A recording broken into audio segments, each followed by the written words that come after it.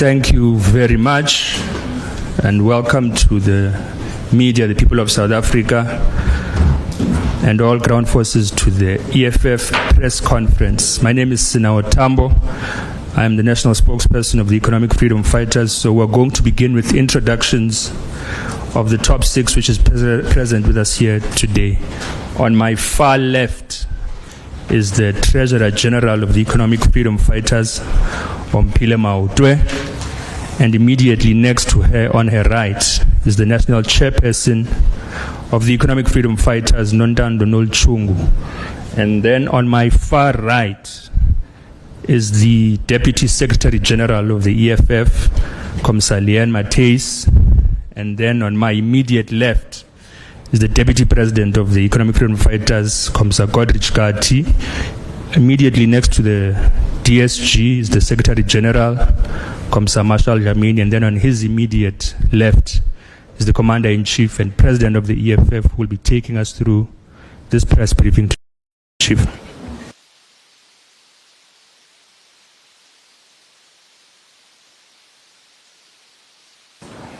I didn't realize Snow was taller than me. Thank you very much, the officials of the EFF, members of the media, the people of South Africa, and the ground forces of the Economic Freedom Fighters. The Economic Freedom Fighters held its 4th Central Command Team meeting on the 3rd of the 3rd National People's Assembly at the Zebula Golf Estate in Bela from the 5th to the 7th of December 2025. The Central Command Team reflected on the year 2025 in relation to organizational growth, governance, and with regard to the ability of the organization to champion grassroots struggles of ordinary people and struggling communities.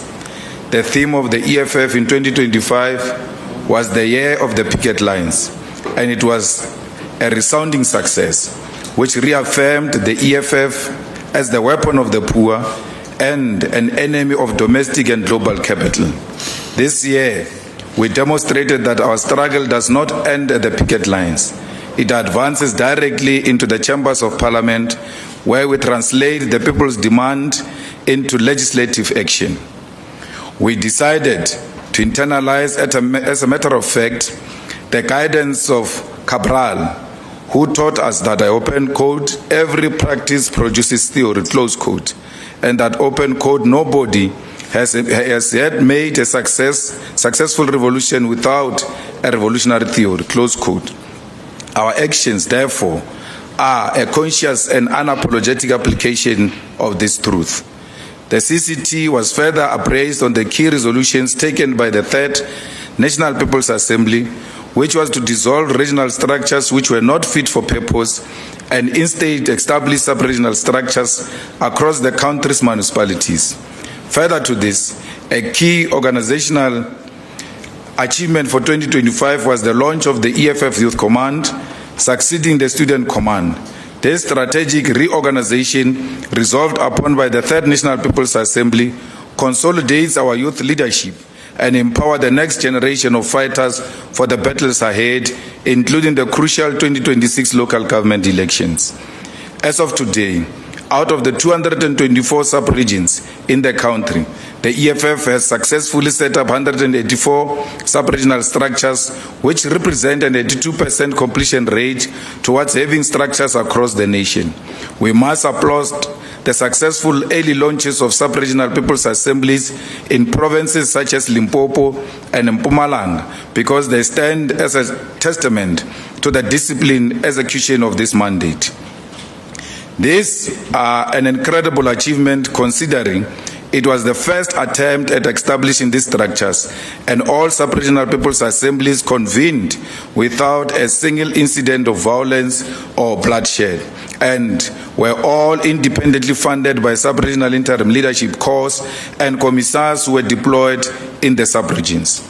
The CCT wishes to further congratulate the following provinces for reaching 100% target, meaning they launched all their sub-regions successfully. The provinces are Limpopo, Free State, Mpumalanga, Gauteng, and Northwest. This must be commended as it is an example of fulfilling the constitutional obligation in the EFF of completing a mandated task as expected. The CCT is further pleased with the patient work being done to build genuine and organic structures in the provinces of KwaZulu-Natal, Eastern Cape, Northern Cape, and Western Cape, which are areas where the EFF has shown great potential, particularly in the 2024 national government elections. Particularly, the work in KZN has shown us that there continues to exist an appetite for the organization in the province, and such work must not be rushed and manipulated for compliance purposes, as we witnessed ahead of the elections in 2024. It is on the foundation of strong organizational structures that the EFF will turn its electoral fortunes around in the 2026 local government elections, and we wish to salute all delegates, members and ground forces who formed part of our structures from voting districts to a branch level for delivering successful people's assemblies. As the Central Command team reflected on the year, we made key observations on the successful organizational presence on the streets to demand the dignity of our people, but additionally on the qualitative contribution made in government. The EFF in Parliamentary Caucus was an example of excellence for the EFF and has improved in leaps and bounds, as in each and every committee and all matters of national importance. The EFF was a leading figure. Our vigilance extended across all departments, including our robust engagements in the defense budget vote, where we demanded accountability for military spending and the welfare of veterans. The defeat of the value-added tax VAT increases, which were proposed by the Government of National Unity earlier this year through logical and superior logic debate by the EFF in the Standing Committee on Finance, the National Assembly, and ultimately the Western Cape High Court, remains a historical achievement for the organization. It was for the first time that the budget process was subjected to intense scrutiny, and first time that the budget process was subjected to intense scrutiny and revision. And National Treasury's neoliberal and austerity-based budgeting was confronted by the EFF, utilizing the money bill and relevant legislation to protect poor and middle-class people. This victory is not an isolated event, but a critical battle in our enduring war against the neoliberal economic framework, a framework that we have sought to dismantle since our inception and fought through our struggle for the nationalization of mines, banks, and other strategic sectors. Despite collusion by parties within and outside the GNU to manipulate the South African people by making commitments which were not grounded in law, it took the EFF relentless effort in Parliament and through court actions to defeat taxation without consultation. To date, the commitment to provide alternative revenue generation mechanism by the GNU and its allies in the form of small political parties has not materialized, and instead, our people have been subjected to an increase in the fuel levy. The EFF will be vigilant in the 2026 budgeting process and will make sure we defend our people against aggressive taxation, austerity, and a budget that represents stagnant growth and does nothing to address massive unemployment. The Parliamentary Caucus of the EFF cemented its place as an official opposition in Parliament on various critical matters of national importance, which includes exposing corruption in SITA board appointments and undermining the capture of the National Youth Development Agency by the proxies of the former liberation movement. Following the 2024 national government elections, wherein the ANC lost political power, it became clear that they wanted to substitute their losses of seats in Parliament by capturing state institutions for cadre deployment and looting. It was the EFF which stood in their way, ensuring that corrupt appointment in sitters were reversed and ultimately leading to the resignation of the first Minister of Higher Education of the GNU, who was deployed by the ANC, meaning we determined the deployment protocol of the ANC. Further to this, we stood in the way of the capture of the NYDA by the children of the corrupt who had lined up mediocre and fraudulent individuals to chair the NYDA and steal money meant for youth development. In the fight against crime, the EFF has been at the forefront of ensuring the executive does not hold itself accountable, while it is embedded in the corruption and capture of law enforcement agencies. Furthermore, due to a sustained EFF motion, the nation has now embarked on crucial public hearings to investigate and address the pervasive crisis of sexual rape and a stain that must blot our national consciousness. It cannot be that this scourge that saw more than 117,000 girls aged 10 to 19 give birth in a single year can be allowed to continue right under our noses and without any criminal repercussions. As much as we support the work of the Madlanga Commission, it remains a mechanism established by the executive and led by the judiciary.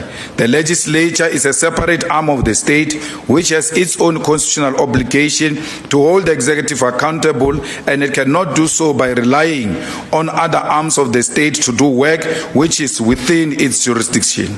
Through the EFF, the following committees have been established to investigate and subvert crime: the ad hoc committee to investigate allegations into the capture of law enforcement made by Lieutenant General Nhlanhla Mkhwanazi; the ad hoc committee to investigate senseless killings in the city of Cape Town. It was the EFF that further called for the establishment of an ad hoc committee to investigate extortion in South Africa, particularly in the Western Cape, Gauteng, Eastern Cape, and KwaZulu-Natal. This motion was defeated by the major political parties in the GNU, which govern these provinces either individually or through a provincial coalitions. To date, despite the disparate hopes by our naysayers, the EFF has not been implicated in any way, shape, or form in the capture of law enforcement agencies or in the undermining of state institutions for the purpose of crime or corruption. It is for this reason that we speak fearlessly and without favor against crime and are able to champion investigations into crime by legislative bodies who hold that mandate given to them by the electorate. We are building a movement conscious of Fanon's warnings about the failure of the past revolutions. We reject the path of self-serving nationalist bourgeoisies whose party becomes a true instrument of power in the hands of the bourgeoisies that immobilizes the people. Our mission is and will always be different. We have introduced numerous pieces of legislation to eradicate corruption and the continued subjecting of our people and nation to debt and our people to indignity. Bills introduced by the EFF, including the South African Reserve Bank Amendment Bill, the Insourcing Bill, the Public Finance Management Amendment Bill, the Liquor Amendment Bill, the Student Cancellation Bill, are all bills which have been introduced or reintroduced in Parliament in 2025 by the EFF. These legislative instruments are weapons we carry in the pursuit of our year of the picket lines and designed to directly answer the grievance of the poor, the workers, and the students that we stand with. These bills are all at an advanced stage and will secure our nation's fiscal policy from determination by foreign shareholding, which has no interest in our developmental needs. They will release our country from the corrupt tendering system practiced by the state institutions. The bills will put an end to the surrendering of our sovereignty to foreign financial institutions. They will put an end to the popularizing of alcohol through advertising, and they will finally put an end to sacrificing of students to crippling debt. The EFF has additionally exhibited superior performance in local government, where we have been able to secure positions of government within mayoral executives, particularly in the cities such as Johannesburg, Tshwane, Ekurhuleni, eThekwini, and Nelson Mandela Bay. We must commend the MMCs, as in Johannesburg we have seen a crackdown on crime, drug syndicates, and illegal occupation of buildings led by EFF MMC for public safety. Additionally, the EFF MMC for health in the city of Johannesburg has established the first state-of-the-art 24-hour clinic in the city, while leading important initiatives to promote primary health care and disease prevention. In Tshwane, the MMC of Environment and Agriculture has led a revival of the city, turning it into one of the cleanest cities in South Africa, from the township to the CBD. Our MMC of Health has rooted out shops which sell food which is a threat to our people's lives, shut down brothels and outlets which abuses young women, and has led to the establishment of the new Lusaka Clinic in Mamelodi, whose contribution has been delayed since 2017. In Ekurhuleni, our MMC for water leads responsive city which saves millions of liters of water by fixing leakages, and has been leading in the commissioning of new water reservoirs in Ekurhuleni, as opposed to the 59 municipalities flagged by the Auditor General for spending 2.3 billion on water tankers.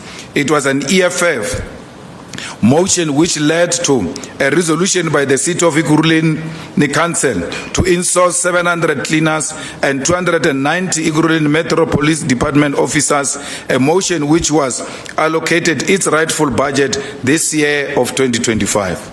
In eThekwini municipality, the EFF chairperson of Human Settlements, Engineering and Transport portfolio has focused its attention at building houses for people who are displaced due to natural disasters and are living in unsafe areas, and has revitalized bridges in a city that continues to struggle with damaged infrastructure due to floods. It was the EFF in Nelson Mandela Bay Council that led by the EFF MMC for Budget and Treasury, who, following a declaration by the President, declared the debt of Ekuphumleni Old Age Home in Sweden, which amounted to 3.3 million. The EFF continued to run clearance of debt of indigent communities in Nelson Mandela Bay. It was the EFF in the Buffalo City Metro which defended the vulnerable people whose homes were being demolished after they had built them using hard-earned money, and subsequently secured a court interdict to stop eviction, which were being done without providing an alternative accommodation for the residents. Our governance track record is one that will guide our 2026 local government election strategy, and at the center of this strategy will be the people and service delivery. The decision to dissolve the EFF Student Command and establish the EFF Youth Command has proven to be a correct decision by the Third National People's Assembly, and we now see the EFF Youth commanding a presence in communities and campuses. The dissolution has been able to maintain the strength of the EFF in universities and TVET colleges, with major victories in institutions such as the University of Witwatersrand, Durban University of Technology, Mangosuthu University of Technology, University of Venda, University of Limpopo, Walter Sisulu University, University of Pretoria, Cape Peninsula University of Technology, and many more across the country. In by-elections, the EFF has maintained a steady increase across the country as the EFF continues to contest even in areas where others will dare not consider to. The commitment by the EFF to not selectively contest by-elections based on narrow and divisive ethnic mobilization emphasizes our identity as a party with a national footprint, which is registering growth in an environment of fewer by-elections and low voter turnout. Electoral science shows us that the EFF is not only maintaining its base, but breaking new ground and gaining votes outside our traditional voter base and within the suburban and middle-class communities. Our desks, namely the EFF Gender-Based Violence Desk and the EFF Labor Desk, continue to be avenues where our people receive the necessary assistance when they fall victim to gender-based violence, failure by law enforcement to follow up on cases, and within regard to labor, the Labor Desk has become a place of refuge for workers. The EFF remains the only organization that holds the President of the Republic of South Africa accountable, while most of the political parties audition for a seat at the GNU table. The Phala matter, which was covered up using a parliamentary majority in an irrational manner that undermines the Constitution, is still at the Constitutional Court, a year after the EFF took it on review. This goes against the norms and standards of our courts, which dictate that judgments must be handed down within 3 months of a matter being heard.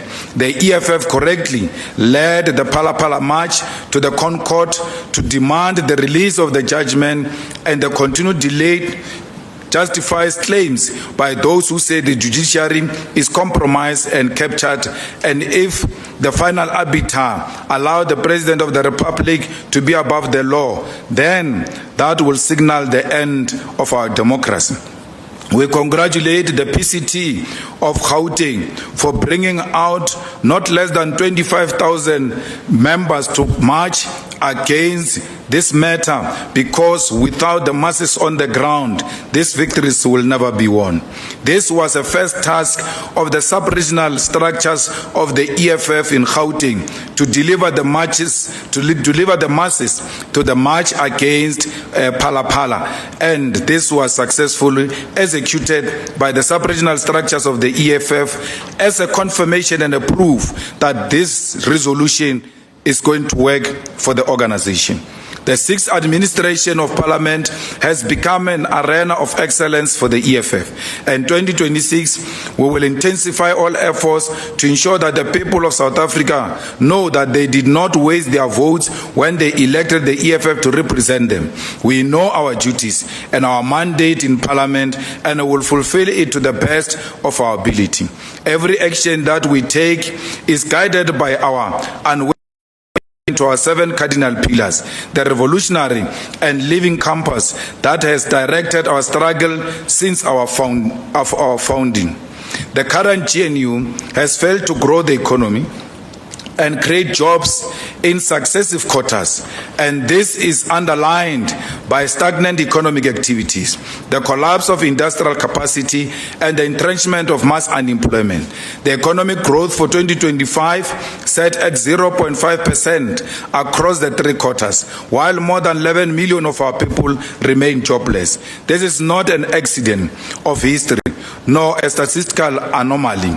It is a deliberate outcome of a political arrangement whose purpose is to protect a colonial economic architecture while denying the black majority access to productive participation in the economy. This arrangement is what Fanon identified as the core blockage on the horizon. What matters today, the issues which blocks the horizon, is the need for a redistribution of wealth. The GNU exists to prevent this redistribution. The GNU is not a break from the past. It is a continuation of an agenda that predates the 2024 elections. Under the illusion of renewal, the GNU reaffirms the same neoliberal commitment that have suffocated our country for a decade.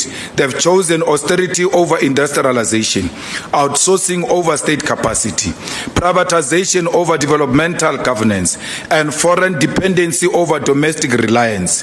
The result is predictable. stagnant growth, crumbling infrastructure, collapsing state-owned entities, and an economy defined by extraction without production.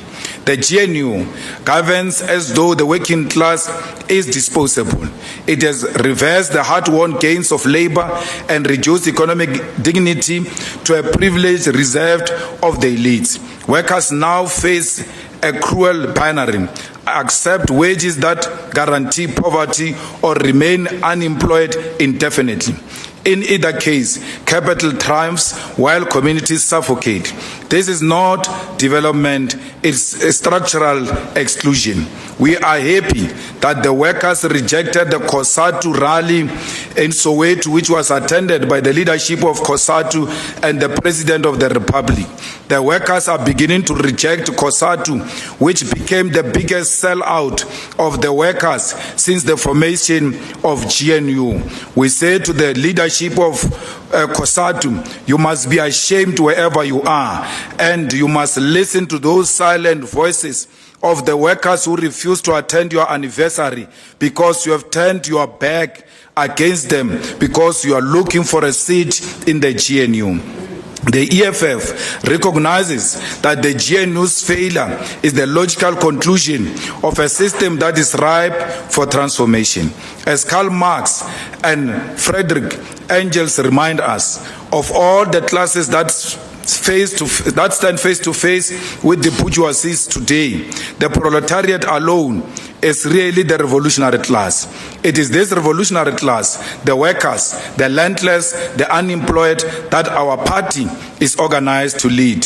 There is no industrial policy, no serious program for localization, no commitment to build productive capacity, and no vision to mobilize domestic capital towards manufacturing, agro-processing, pharmaceuticals, energy, or rail.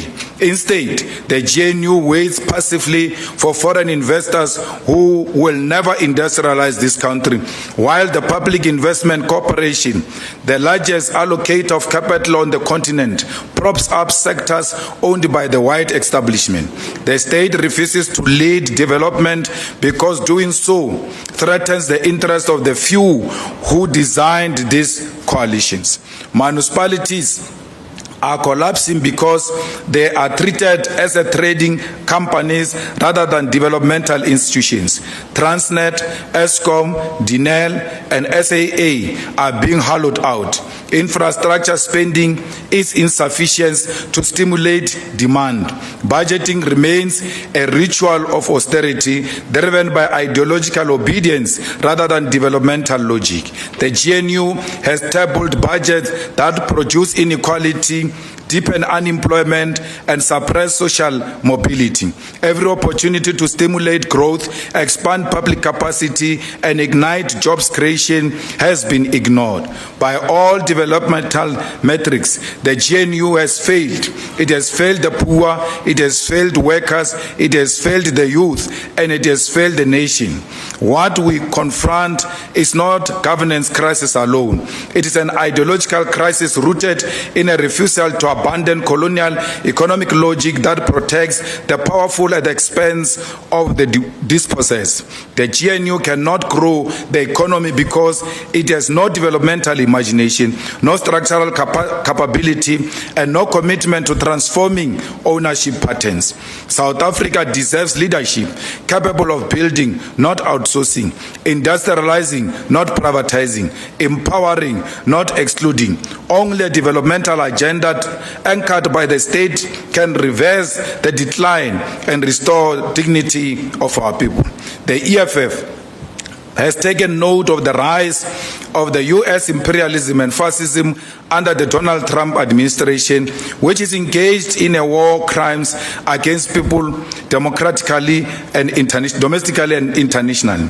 The onslaught on the people of Venezuela for the sole and admitted purpose of taking over Venezuela's oil refineries, the manipulation of the electoral processes in numerous elections in Latin America, the disruptive role of Donald Trump in the Middle East, including threats to colonize the Gaza Strip after funding the genocide of Palestinians, has resulted in the EFF correctly characterizing Donald Trump as a reincarnation of Adolf Hitler.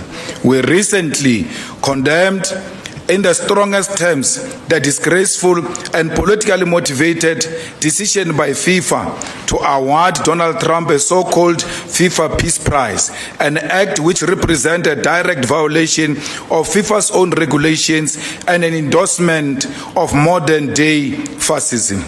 His attempt at unilaterally inviting and uninviting countries to the G20 simply because of his political interest further confirms the assessment that Donald Trump is the new Hitler that the world is faced with, and failure to recognize this reality will result in devastating consequences for the global political and economic order.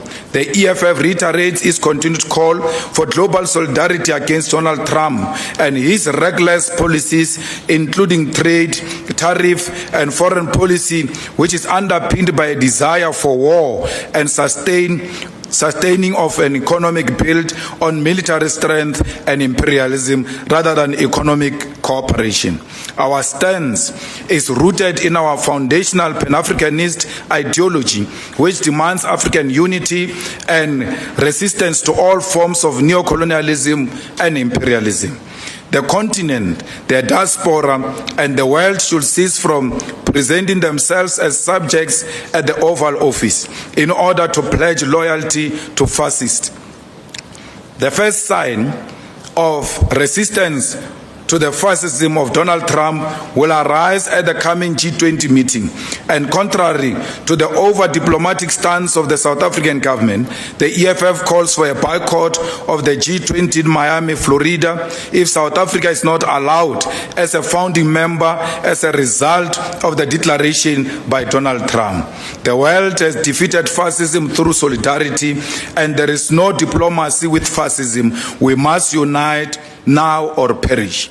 The EFF wishes the people of South Africa a blessed and happy festive season, which must be characterized by love for those who are less fortunate. During this festive season, let us keep in mind and in prayers those who continue to live under oppression and conflict in the Democratic Republic of Congo, in Sudan, in Ethiopia, and Palestine.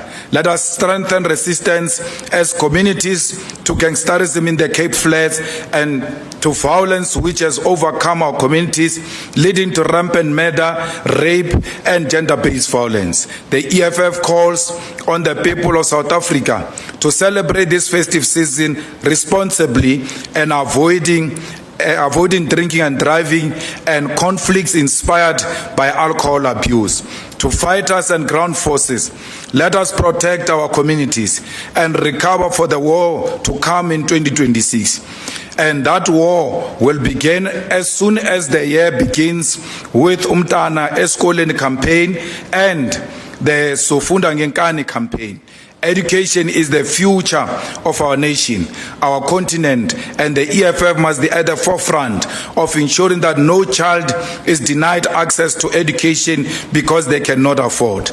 We fully embrace the responsibility of our historical moment, determined as ever to fulfill an unyielding mission of our generation. Therefore, as we stare into the promise of a new year, we refuse to blink until we step closer to achieving the feat of economic freedom in our lifetime. Let us be safe as the task in 2026 to remove the corrupt and incompetent government in our municipalities is an urgent one. It demands that our fighters dare not fail in this revolutionary movement. This press conference constitutes the formal organizational activities for the 2025, and this press statement is a statement of closure to a successful year. The last mission lies with our two members of the legislature in KwaZulu-Natal. They must support the motion of no confidence against the provincial coalition. The support for the motion of no confidence in KwaZulu-Natal is not a support for MK. It's a support against the neoliberal forces that came together to form a government against the wishes of the people of KwaZulu-Natal.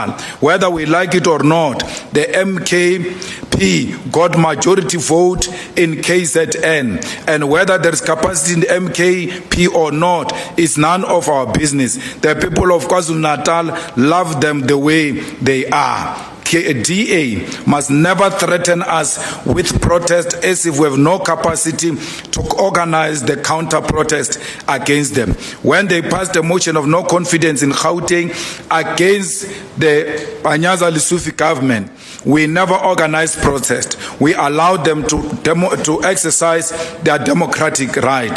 They must never dare us, because we'll meet them toe for toe on the streets. Thank you very much.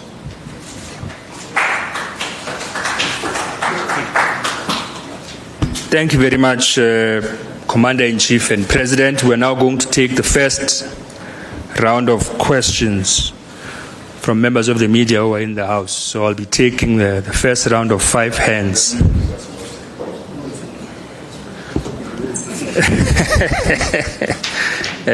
Can I see the hands? You'll be number 1, you'll be number 2, you'll be number 3, you'll be number 4, you'll be number 5.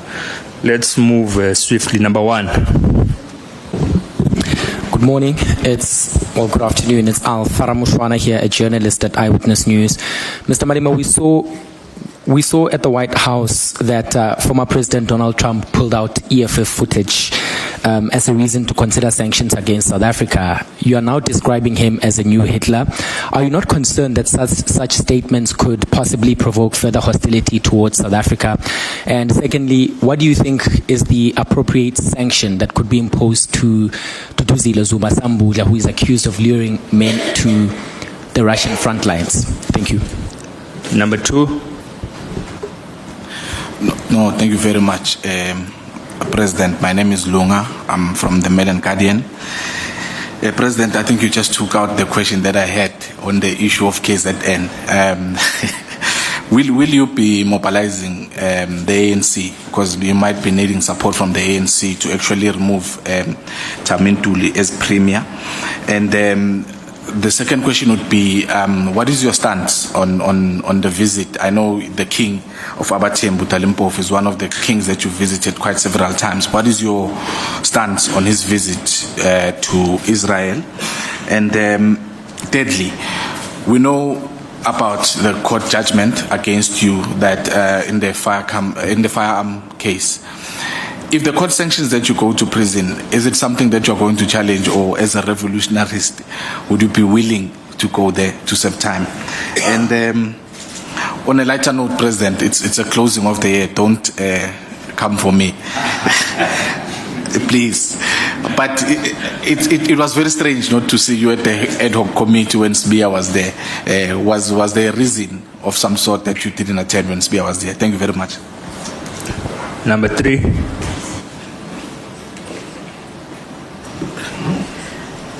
Good morning, leadership.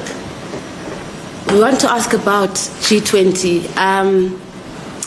We noticed that we are the only black people in the room when it's lots of white people there in the G20.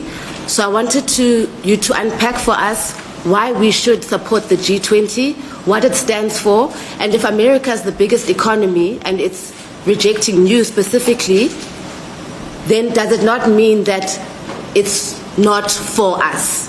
Because the EFF pushes Africanist politics, and if G20 is rejecting you, then does that not mean that as a collective we should be rejecting them? Thank you. Number 4. Alpha, you can switch off your mic. Zineko Mhlaba from Newsroom Africa. Just to add on the question of Trump and the US under the G20, you say you are calling for the boycott of the summit. What strategies or what practical steps do you think South African government should take in terms of supporting that boycott? And secondly, on the issue of King Dalindyebo, there have been a debate whether kingdoms or traditional leaders, should be involved in consolidating international relations policies. What's your take on how international relations policies are consolidated? through various sectors, whether we're talking about government and traditional leadership. Secondly, thirdly, in terms of preparing for the local government elections, are you going to take any steps in terms of restructuring some of the provinces' structures that have not been doing well, but also KZN specifically? Are you happy with how the leadership there has done throughout the by-elections, but also the Eastern Cape? You're also mentioning that you're making inroads in suburban areas. Can you give us more specific strategies in terms of how you're going to infiltrate those communities further? Thank you. Number 5. Good afternoon. My name is Refilo Muchwari. I'm from Journal News. It's a newspaper in Free State, Northwest and Northern Cape. CIC, with regards to, the preparations for the local government, what are your thoughts on new political parties that are being formed, particularly those that are breakaway from the EFF, for example, the Maibuye party? Do you think that this is going to, or this might reduce the EFF votes during elections? And my second question would be with regarding the ad hoc committee on Madlanga Commission. Do you have any kind of relationship with Ket Matlala? Thank you. President.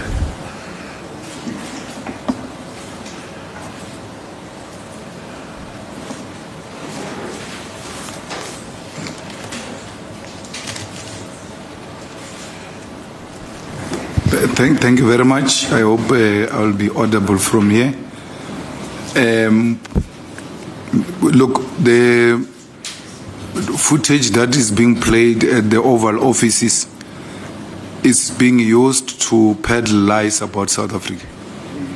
And therefore, that cannot be used to persuade us to retreat from our stance, because there is nothing that we are saying which will strengthen the case for South Africa against Trump's position, which is very clear of isolating South Africa. It doesn't matter what you say. It doesn't matter what you do. The man has taken a decision to go against South Africa, not for what the EFF says, for the South African government position against Israel. Taking the Israeli government to International Court of Justice is what has offended the USA. The relationship of South Africa with China, with Russia, with Brazil and India, our participation in BRICS is what has offended the USA. So it doesn't matter whether the EFF video is played or not. That is actually trying to find a reason, because you have no other reason to attack South Africa. I don't think there is anything we have done or anything we have said that will worsen the situation between South Africa and Adolf Hitler of a modern day called Donald Trump. So it doesn't matter how many times you go to the Oval Office.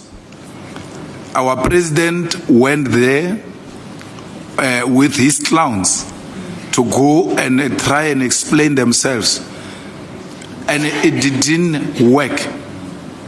The biggest clown of all of them is Kumbuzo Nchabeni, who came to me at the funeral of Didi Mabuza, unprovoked, and said to me, no, after that Oval Office meeting, Trump has assured her that he's going to attend the G20. Even Elon Musk, who's her friend, I don't know how they're friends, whether she was being boastful to me or what, for what purpose, I don't know, assured her that Trump is going to attend the G20. I'm talking here a minister of state security who has got no capacity to actually detect that there is no such a thing that is going to happen at the G20. So really South Africa must just assume its position and concentrate on internal investment, beneficiation, grow our economy while we are still trying to find other international trading partners. This is not going to end with Donald Trump as regime. Whoever says when Donald Trump leaves, this will change, it's not true. You know that Israel controls the USA. Whoever is going to come after Trump, he's going to be told that South Africa is hostile to Israel and therefore America has got no business with South Africa. So for as long as South Africa maintains its position against Israel, you must know that whatever happens, even if Trump dies tomorrow, we're still in a serious crisis for a very long time, and we need to prepare ourselves for this battle which is ahead and which needs to be confronted with determination and without fear. I don't know of any Dudu who's facing any charges of any arrest for taking people to Russia. I saw people opening cases against her. And I'm very conflicted because Dudu, anyway, she's my friend. So maybe SG should have responded to that one. So I just saw people line up, going to a police station to open a case. And then I saw her also line up to open a case against another person and all of that. So as far as I'm concerned, SG, unless I'm wrong and I can be corrected, there are no charges against Dudu Zile for taking people to Russia. So let's not be ahead of ourselves. Let's allow the process to take its own course. And if she's charged, and if she's engaged in illegalities, the law must take its own course. And she must be held accountable if she has done that. But until then, let's not be driven by some excitement. Let's wait until we hear. I know she's in court for I see you, for tweeting I see you, July unrest, and then they said she incited the violence, and then they charge her for something she said after. So the violence takes place, and then they burn a truck or they steal chickens from a truck or a mall or something. Then she says after, I see you. Then they say that tweet incited the stealing of chicken. But by the time she said, I see you, the chicken was stolen. So I'm still to understand what really is going on there. You are unnecessarily going to make Dalimpof a hero out of a non-existing case. So that's my issue. But well, she's before courts, and she's going to answer to that.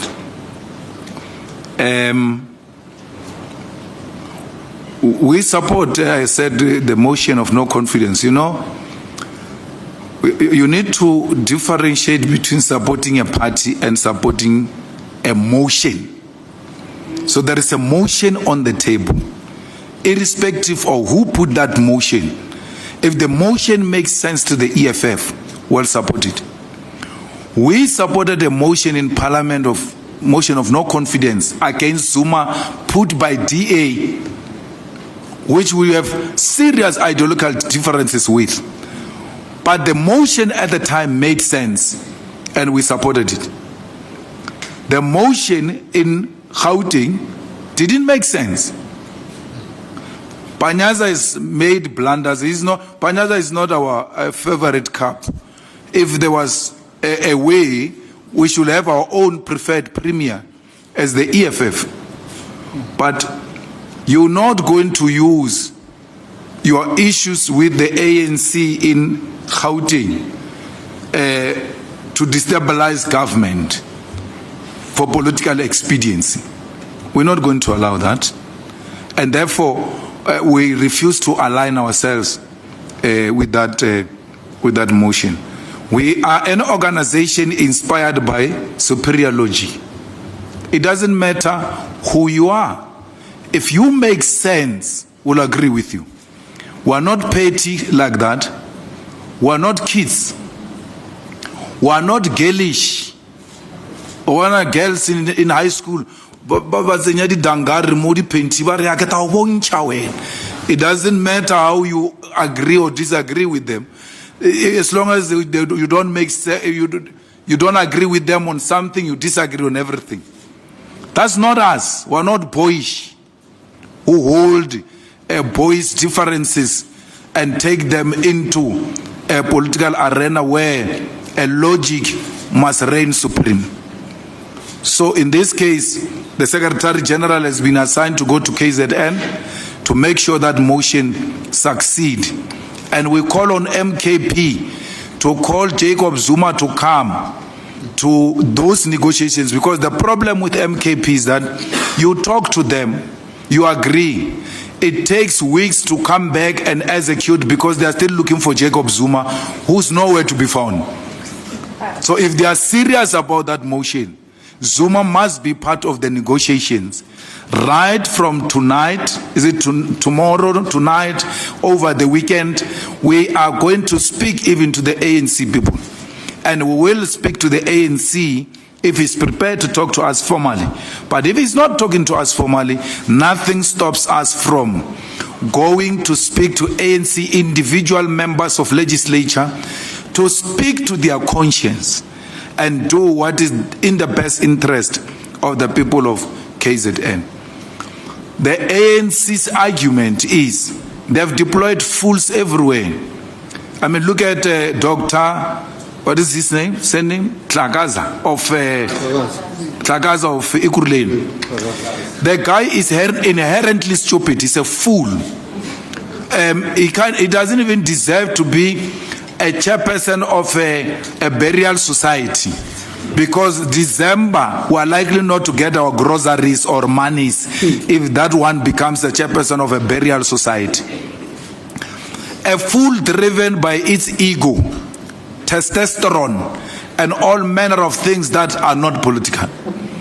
But because we agreed that where a party has got the majority should provide that mayor, we can't dictate to the ANC who they must put because they've got the majority. And that is one of the ANC policies and principles, by the way. The MKP has got the majority in KZN. The people of KZN gave you a signal. Whether there is capacity in MKP or not, I'm really not interested. Maybe the people of KZN love them foolish like that. But who am I to determine what the people of KZN want? They've spoken what they want. They've given us the direction. And we ought to respect that if we respect democracy. So, more than anything, that is what inspires us as the EFF. And if the MKP gets in government and become corrupt and mismanage government of KZN, we are there to hold them accountable, to fight with them like we're doing with the president of South Africa. We're doing with the premier of Gauteng and everywhere else. In Gauteng, the people still gave the ANC more numbers at what, 36%. That's why they provided the premier. MKP is not 36%, it's 45. 47%. It's not 36. It is democracy when 36 is ruling Gauteng. We allow that. But we refuse to allow democracy to rule KZN at 47%. That doesn't make us an MKP friends. We are not friends. Our relationship is still what it was yesterday. But we cannot go against the will of the people. At least respect the will of the people. It doesn't matter how much you disagree with those people in KZN. We'll continue to have a relationship with the royal family of Abatembu as a royal family recognized by our nation, by our people. Dalinja was politics as an individual. And if he's a member, is he a member? Did we check him on the system? If he's a member, he's no longer a member because he defined himself outside the organizational policy. He's not us who chased him away. If he's a member, he chased him away. So you have no business, none whatsoever, with being a member of the EFF. But do we require kings to be members of the EFF for us to have a relationship with the kingdom? No. Musizulu is not a member of the EFF. I was at his wedding, and if given opportunity, I will still go and meet with him. His membership is irrelevant because I have to respect and recognize the traditional leadership. As it were, actually, the kings should not be allowing themselves to join political parties. Because all of us belong to that royal house. So if I stand here and say we are fighting with Abatembu as a royal family and the kingdom, it means Vuyanu will have to choose between the EFF and Abatembu.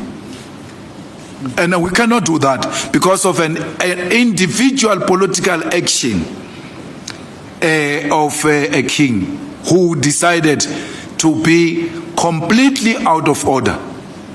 The king of our temple is not a politically amateur individual. He's a trained soldier. He's from exile.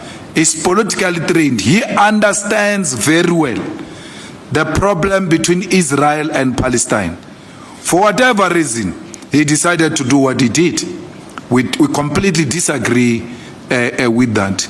And therefore, in our membership system, we will never have an individual who side with Israel.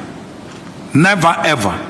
Remember, we're still fighting now for Parliament to implement a motion of no confidence, a motion passed by Parliament to close the Israeli embassy. Till to date, Ramaphosa pretends to be fighting Israel's genocide, yet the embassy of Israel is still open against a parliamentary motion that has passed. They do a domestic work of pretending to go to court and all of that. The real action will be to close this Israel. We are fighting. Whether you like it or not, we are fighting. There is a war going on. America is leading the charge for our position on Israel. What more are you scared of? Close the embassy of Israel. We cannot share a territory. We cannot share our land with murderers. Must never allow that and then pretend in international platforms as if we are with the victims and the children and women of Palestine. So that's where we are. So you see me tomorrow Esbayin with Ndalinjab.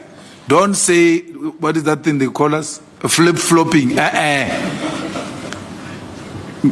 Melengyatele. Kukumkan kahlele. Kukumkan. Because that's who we are. It doesn't matter how I feel about his political views. Don't get it twisted. So these ANC people who treat him badly because politically he doesn't agree with them, it's wrong. It shows political immaturity. Because whatever happens, recognize that kingdom and give it the respect it deserves. Some of the things he's doing, he's being pushed away because of the way he's being treated, but it's still it's not justifiable for what he did. Being a revolutionary does not mean you must commit suicide. You said I must not be too hard, so let me not be too hard on you.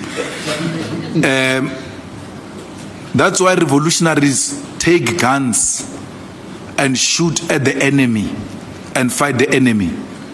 They don't say because we are revolutionaries, let's appear in front of enemies and the enemy must shoot us and kill us to demonstrate we are revolutionaries. That is committing suicide. That's not revolutionary. Actually, that is being a suicide bomber. We are not suicide bombers. I've been found guilty, not because I committed crime, because she's punishing me for my political views and using a non-existing criminal matter which is not there. Let me school you a little bit without fighting, so that when you are at holidays, like Senzo Mukunu, you reflect on this thing, but don't announce any dissolution of PKTT.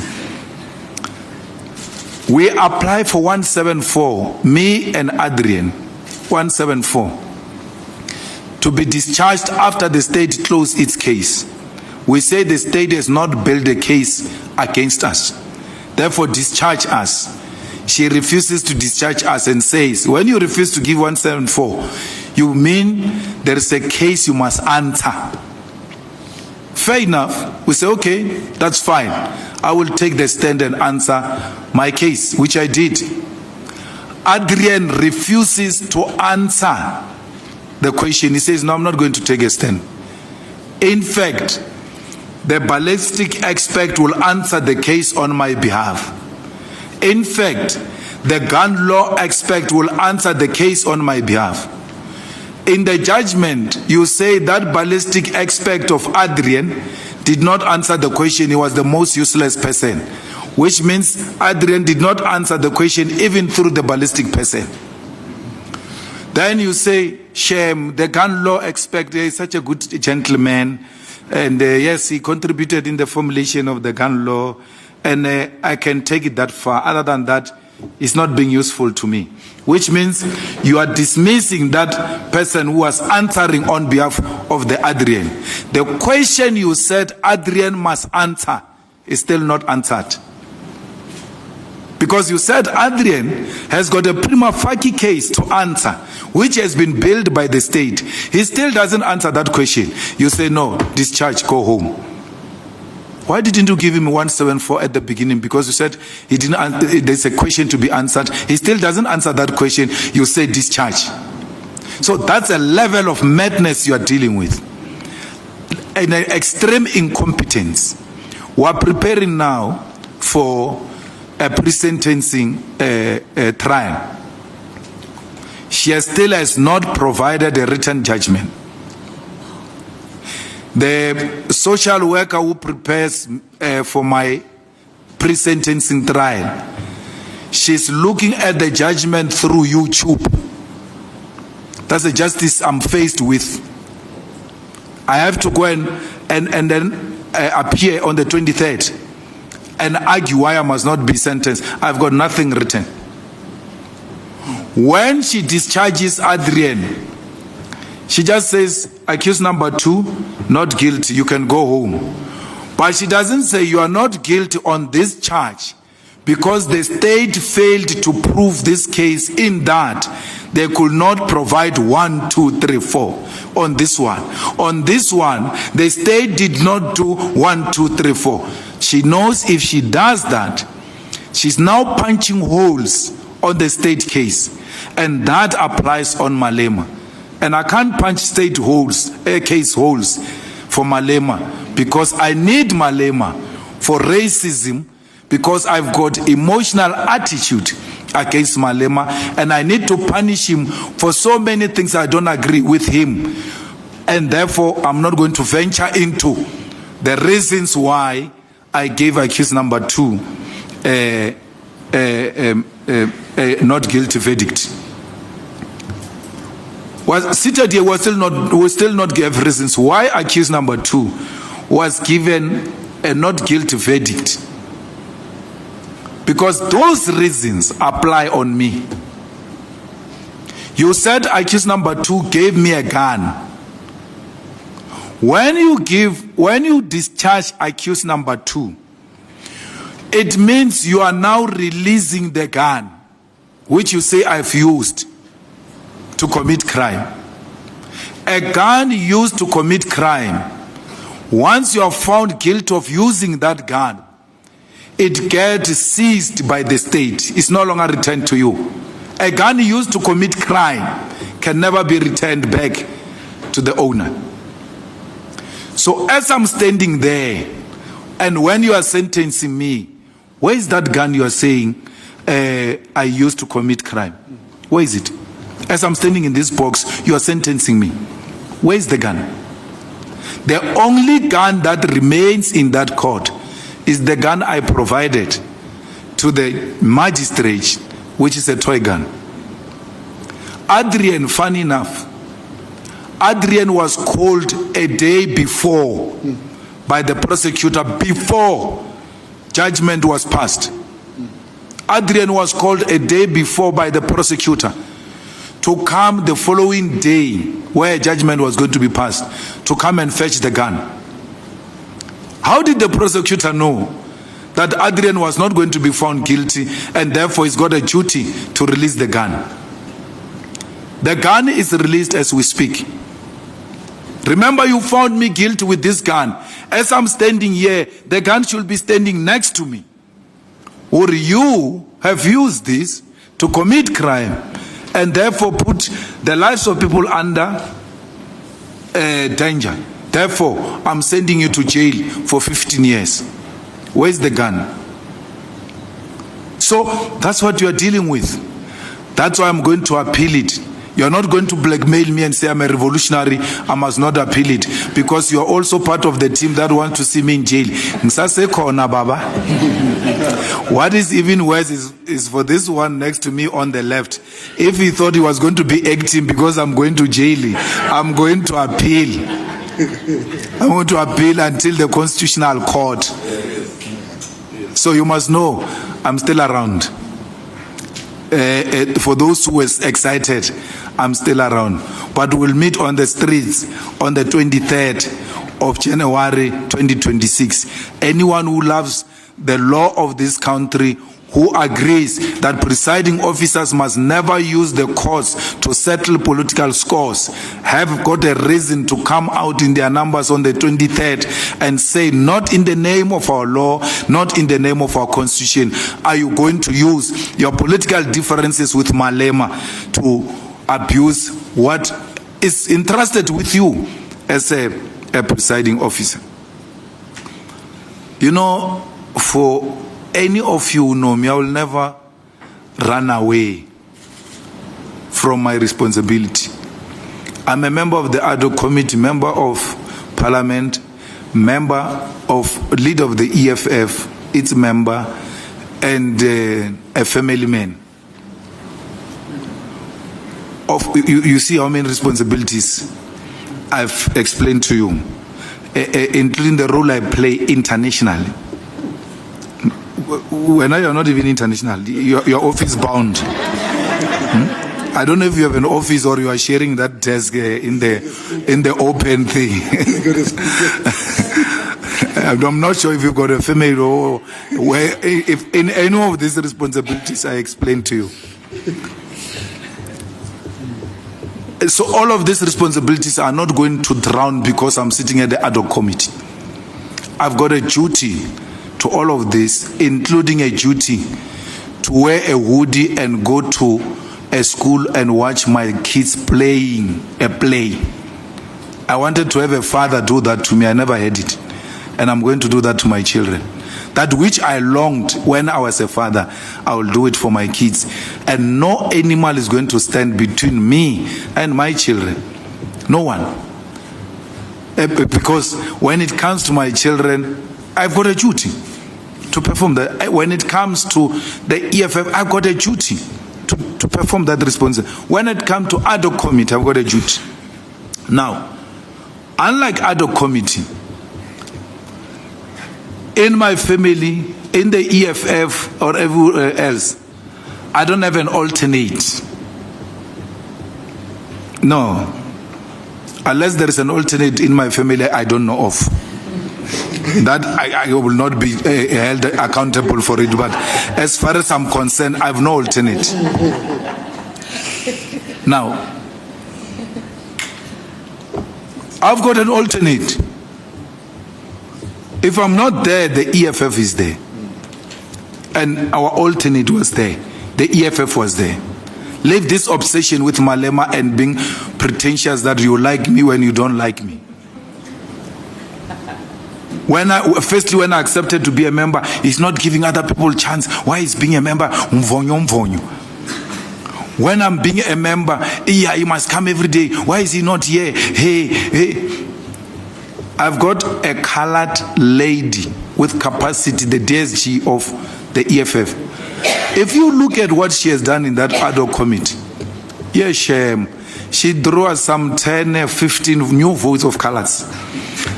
They like us now, right? EFF is very good with colors. I told her she must be a councillor in El Dorado Park because the way she's so popular with colors now. How was she going to be in a position she is now if at times on critical matters she's not being given an opportunity to shine and show the capacity of the EFF? That these are not just token, they are women with capacity and they are able to confront hardened criminals and hold them accountable. And all of you here, no one can say that you doubt her capacity in that ad hoc committee. And suggesting why I was not there as if she was not there is belittling her and downgrading her and looking down on women and worse, a colored woman. The EFF was there, and therefore that question does not arise unless it's based on sexism and racism. Be careful what you are not asking when you ask that question, because there's something you are not asking. So I'm not scared of Sibiya. Sibiya is messed up. I don't know how Sibiya is going to come out of this one. And if Sibiya was a human being, firstly, he should not have challenged his suspension. Secondly, he should not be putting us through what he's putting us. By now, Sibiya should be packing and going home and negotiating his pensions. Because if he's going to take us this long, he must know he's eating on his pension. No government is going to pay his legal fees. By the time this thing comes to an end, they say he's guilty in all front. The bills are coming in, and the bills have to be paid by pensions. The pensions will have to be garnished. So it's not for me, it's for him and his wife and his family to take that decision. My guy, let's save what is left of this thing and see what else can be done. His performance in the absence of Malema was so poor in the ad hoc committee, extremely poor, and it exposed him.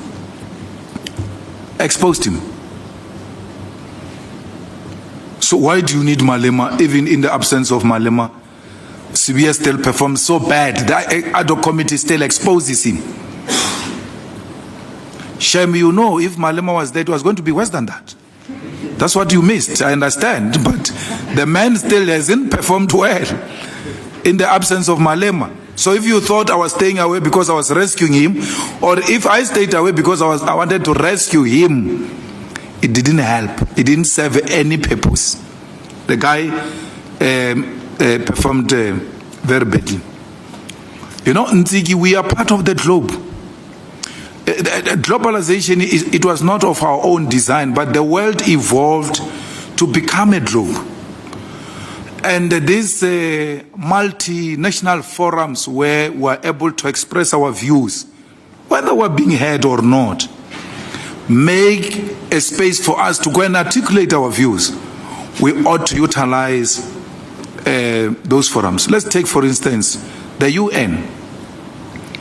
It's one body which is a very good idea, ideally, but in practice, the big brothers don't take anything it says serious. You bomb UN missions in Palestine. You bomb People you bomb, people are going to supply food, UN missions. Who are we in the bigger scheme of things? The G20 helps us to engage in global economic matters, to express what could be alternative ways to can get the world better. The G20 that emanates out of the 2008 banking crisis, which plugged the world into an economic crisis, and was trying to find an alternative platform international where such things can be avoided, is now being utilized by a fascist of note to settle political scores. So you will know, Ntsiki, that where we are not wanted, that's where we are going actually. There where America doesn't want us, that's where we want to go.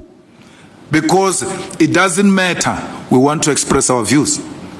It doesn't matter how much veto powers they've got in the Security Council.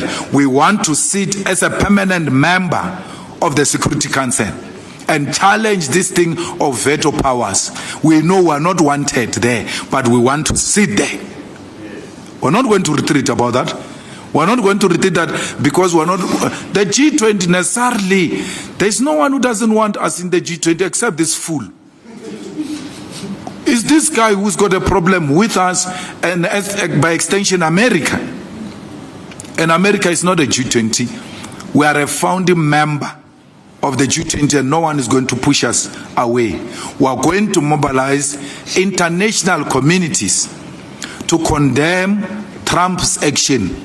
We still have a year where we need to mobilize communities. I want to say it here without any fear of contradiction. Ramaphosa handled this saga very well.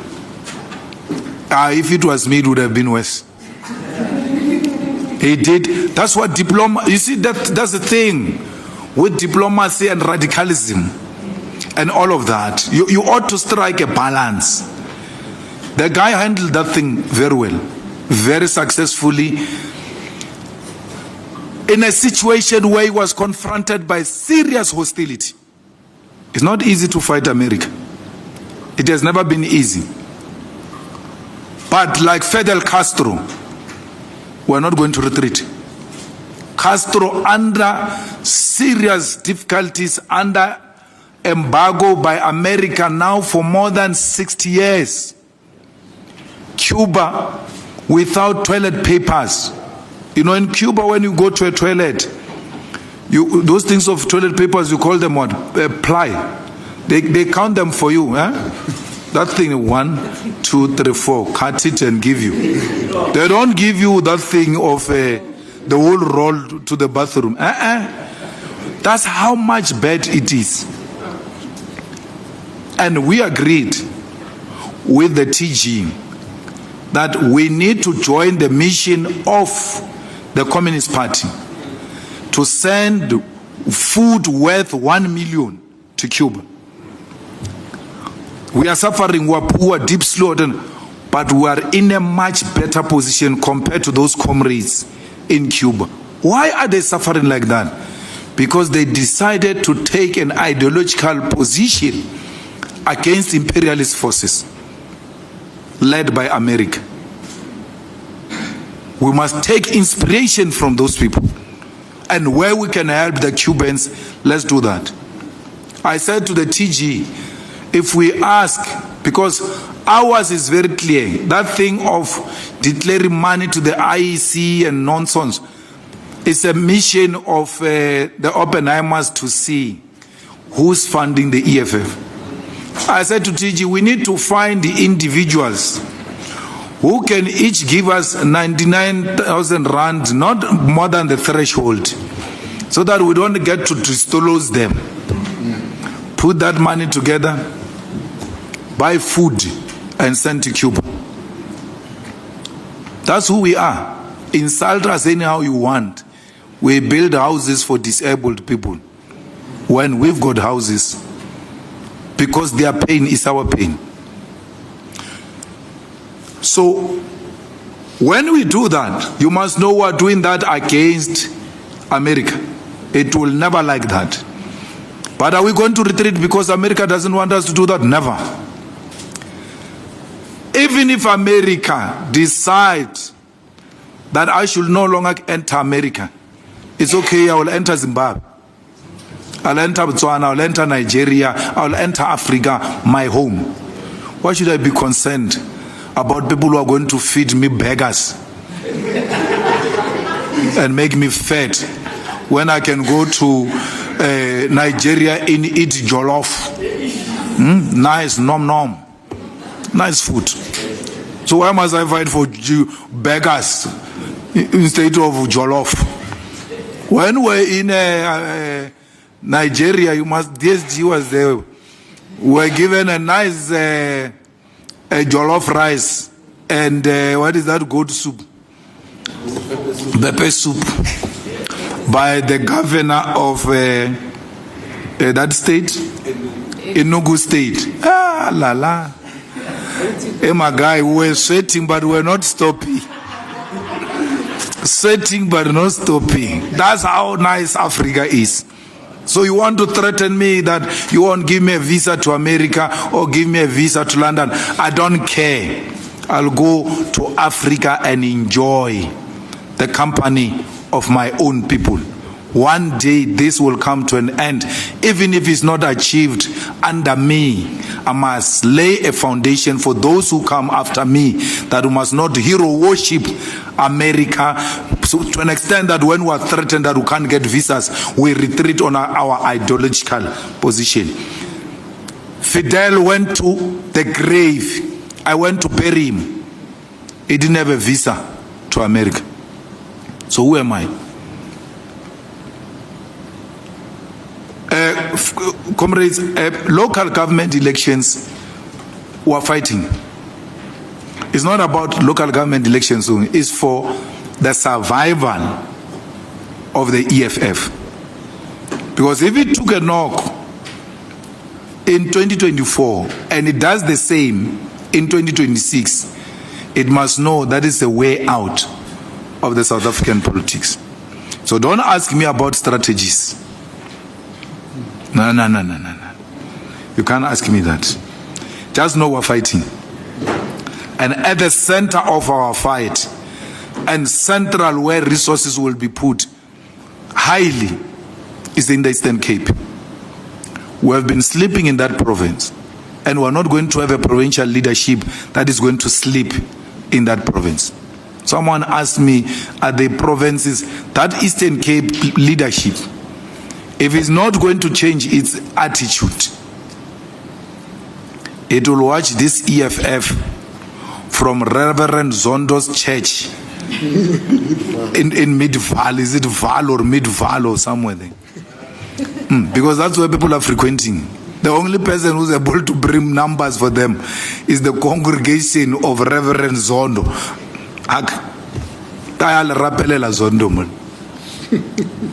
We have no place here for people who want prayers. One prayers, Zondo is waiting for you there. In return, you shall march in his support for his rape case when he appears in court. Not here. Here, we're not going to loiter around with people of no value and substance. The performance in the by-election of Ekurhuleni yesterday has been sanctioned here now, 2 o'clock, when we're finishing. They are coming here. They must explain what happened.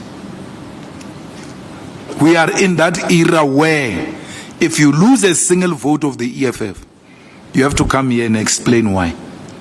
And why must we keep you? Because there are clowns who are running around here in Gauteng, and then who are more into monies than the actual organizational work. So we're not going to harbor such people in the EFF who are going to bring an ANC tendency. Because what made the ANC decline, I can tell you now without fear, it doesn't sanction mediocrity and laziness, ill discipline. You know, I was in the ANC when I was going through my problems of SARS, of the criminal case in Limpopo and all of that. And then we'll go to the NEC, and on Sunday I'll be in the front pages of all newspapers. Not a single person will ask me, what's wrong with you? Why are you doing the things you're doing? Can you explain this? In the NEC, they will all be there. The president will be there. Everyone will be there. They will still pass like nothing happened. I can tell you now, Bheki Cele was at the NGC of the ANC. I can tell you now, no one asked him, why did you take Kat's money, Matala's money? Why did you sleep at Matala? No one. They never do that in the ANC. Hold you accountable. I went to school after the ANC because no one in the ANC has ever said to me, why are you not going to school? Why are you loitering around with this woodwork thing? You are still young. To her credit anyway, is Naledi Pando. After I said to her, I said something bad about her. And then I couldn't sleep. That evening my grandmother called me and said, but you don't speak like that about an older person, especially if this person is not speaking like that out of her own wish. That's who she is. You have to go to that woman and apologize to her. We went there with Pulema. I used to have a good friend in the ANC called Good Pulema. We looked for her and she called us somewhere. She was in a meeting. We went. And I went to apologize to her. Pule was there. And I can't remember if Magatka was there or whoever. Then after we spoke for too long, she said, no, I understand you. It's okay. I understand. That's fine. Can you all excuse us? Go outside. And she said to me, Julius, why are you not going to school? You're too young. Go to school. No one has ever said that to me. And that's what declined. That's what led to the decline of the ANC. They never hold anyone accountable. We catch a boy who has been fraudulently using his qualifications in the NYDA, wanting to be a chairperson of an NYDA from Mpumalanga. He's the TG of the Youth League. I can guarantee you now, no one has called that boy after that expose in Parliament. No one in the ANC has called that boy, come here. What is this nonsense? You see, this one who's chairing the press conference here, he doesn't have a driver's license. Doesn't have. In the past CCT, his issue was a subject of discussion. How are you going to drive around and serve the people? Because driving is not luxury, it's a necessity. It's a life skill. It's like swimming. Someone was asking me, do not swim in those rivers. Someone asked him, he will never leave this EFF and say, but you are in the EFF and you don't know how to drive. And he says, he won't say, I will never. You must ask Mbuyisen actually. I said to Mbuyisen, you have to drive. Mbuyisen says, why? I don't see a need. I can find my way around and do all of those sorts of things. Kerry, you are going to get in that taxi. You are going to find some crazy fanatic of Jacob Zuma who's going to press you at the beggar. What is that nonsense you are speaking about, Jacob Zuma in Parliament? What?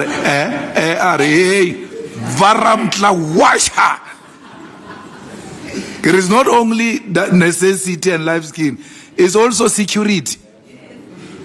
I'm not saying buy Ferrari, I'm saying drive. You can go and ask him. He refused. And he once said to me, you know, Mbuyisen is smart. You can't take that away from him. And he says to me, I can drive. I mean, if you just give me the theory of how you do this thing, I can drive. So one day, we were at Marikana, where they shot people. We were preparing for something of the EFF. There's a comrade of ours called Sam. He's now a pastor. I don't know where Sam is, Chavala. He came with a cabriolet there at Marikana. So as I'm saying, you once said you can drive. Sam, show this guy. Don't get in with him. Show him what he must do, and you know where they shot our people in Marikana. It's an open thing. That we said to Mbuisen, get in. He got in, and then he started driving, and he drove first time successful like that. I think he was being driven by the spirit of our people in Marikana. And then he was making rounds. The way it was so nice, he didn't want to stop. When we were like, man, we have to stop now. With all his qualifications, he still lacked something that we needed to tell him. There's this thing. Look after this. There's no such a thing. So in the EFF, we are not going to let that go. Till today, Vuskoza is still crying about a bus because we asked him, we held him accountable. Why didn't you fetch your people from where you stay to FNB, where our people, all of them, ought to be? Why? I couldn't provide an answer, and he was held accountable. He can hate us anyhow he wants. We hold each other accountable, and that's what we do. And that's our local government election strategy. The provinces have got a mandate now. You are not going to file a report that says this councillor is lazy, when we deploy them is not responsive. If you file a report like that, we hold you accountable because we gave you power over them. We want you to come with a report that says this councillor did not do 1, 2, 3 and we acted this way. But everything else must be fair. I'm not related to Ket Matlala. Ket Matlala and my wife share a surname. Sbongo Fanana. There are a lot of people like that. That's why I said to him in that prison, jokingly, that when he was trying to define his relationship with the head of Hawks in KZN, I'm forgetting his name, he said, it's like a brother to me. Actually, his wife is a cousin. No, not a cousin. Actually, his wife, what will I say? His wife and me share the same surname. And I said to him, at the radio you're going to call me your cousin. And he said, yeah, you are my cousin. But I'm not. And my wife is not related to Ket Matlala. And the definition of Ket Matlala, of where they come from Nebo, the Skukuni side. My wife's Matlalas don't come from Skukuni side. There are two Matlalas. They are the ones of Skukuni, they are the ones of Ramatlala. Amatlala Tava. That side of Mashashani. Most people around there, they are actually Ndebeles, who are now who convert into Pedi speaking people to an extent that they even converted their surname, Bo Jonas Gwangwa. So the ones that didn't want to call themselves Gwangwa, they change and call themselves Kwakwa, but they are Gwangwas. So that's the side where my wife comes from. So there's no any relation. But your pettiness could not move me.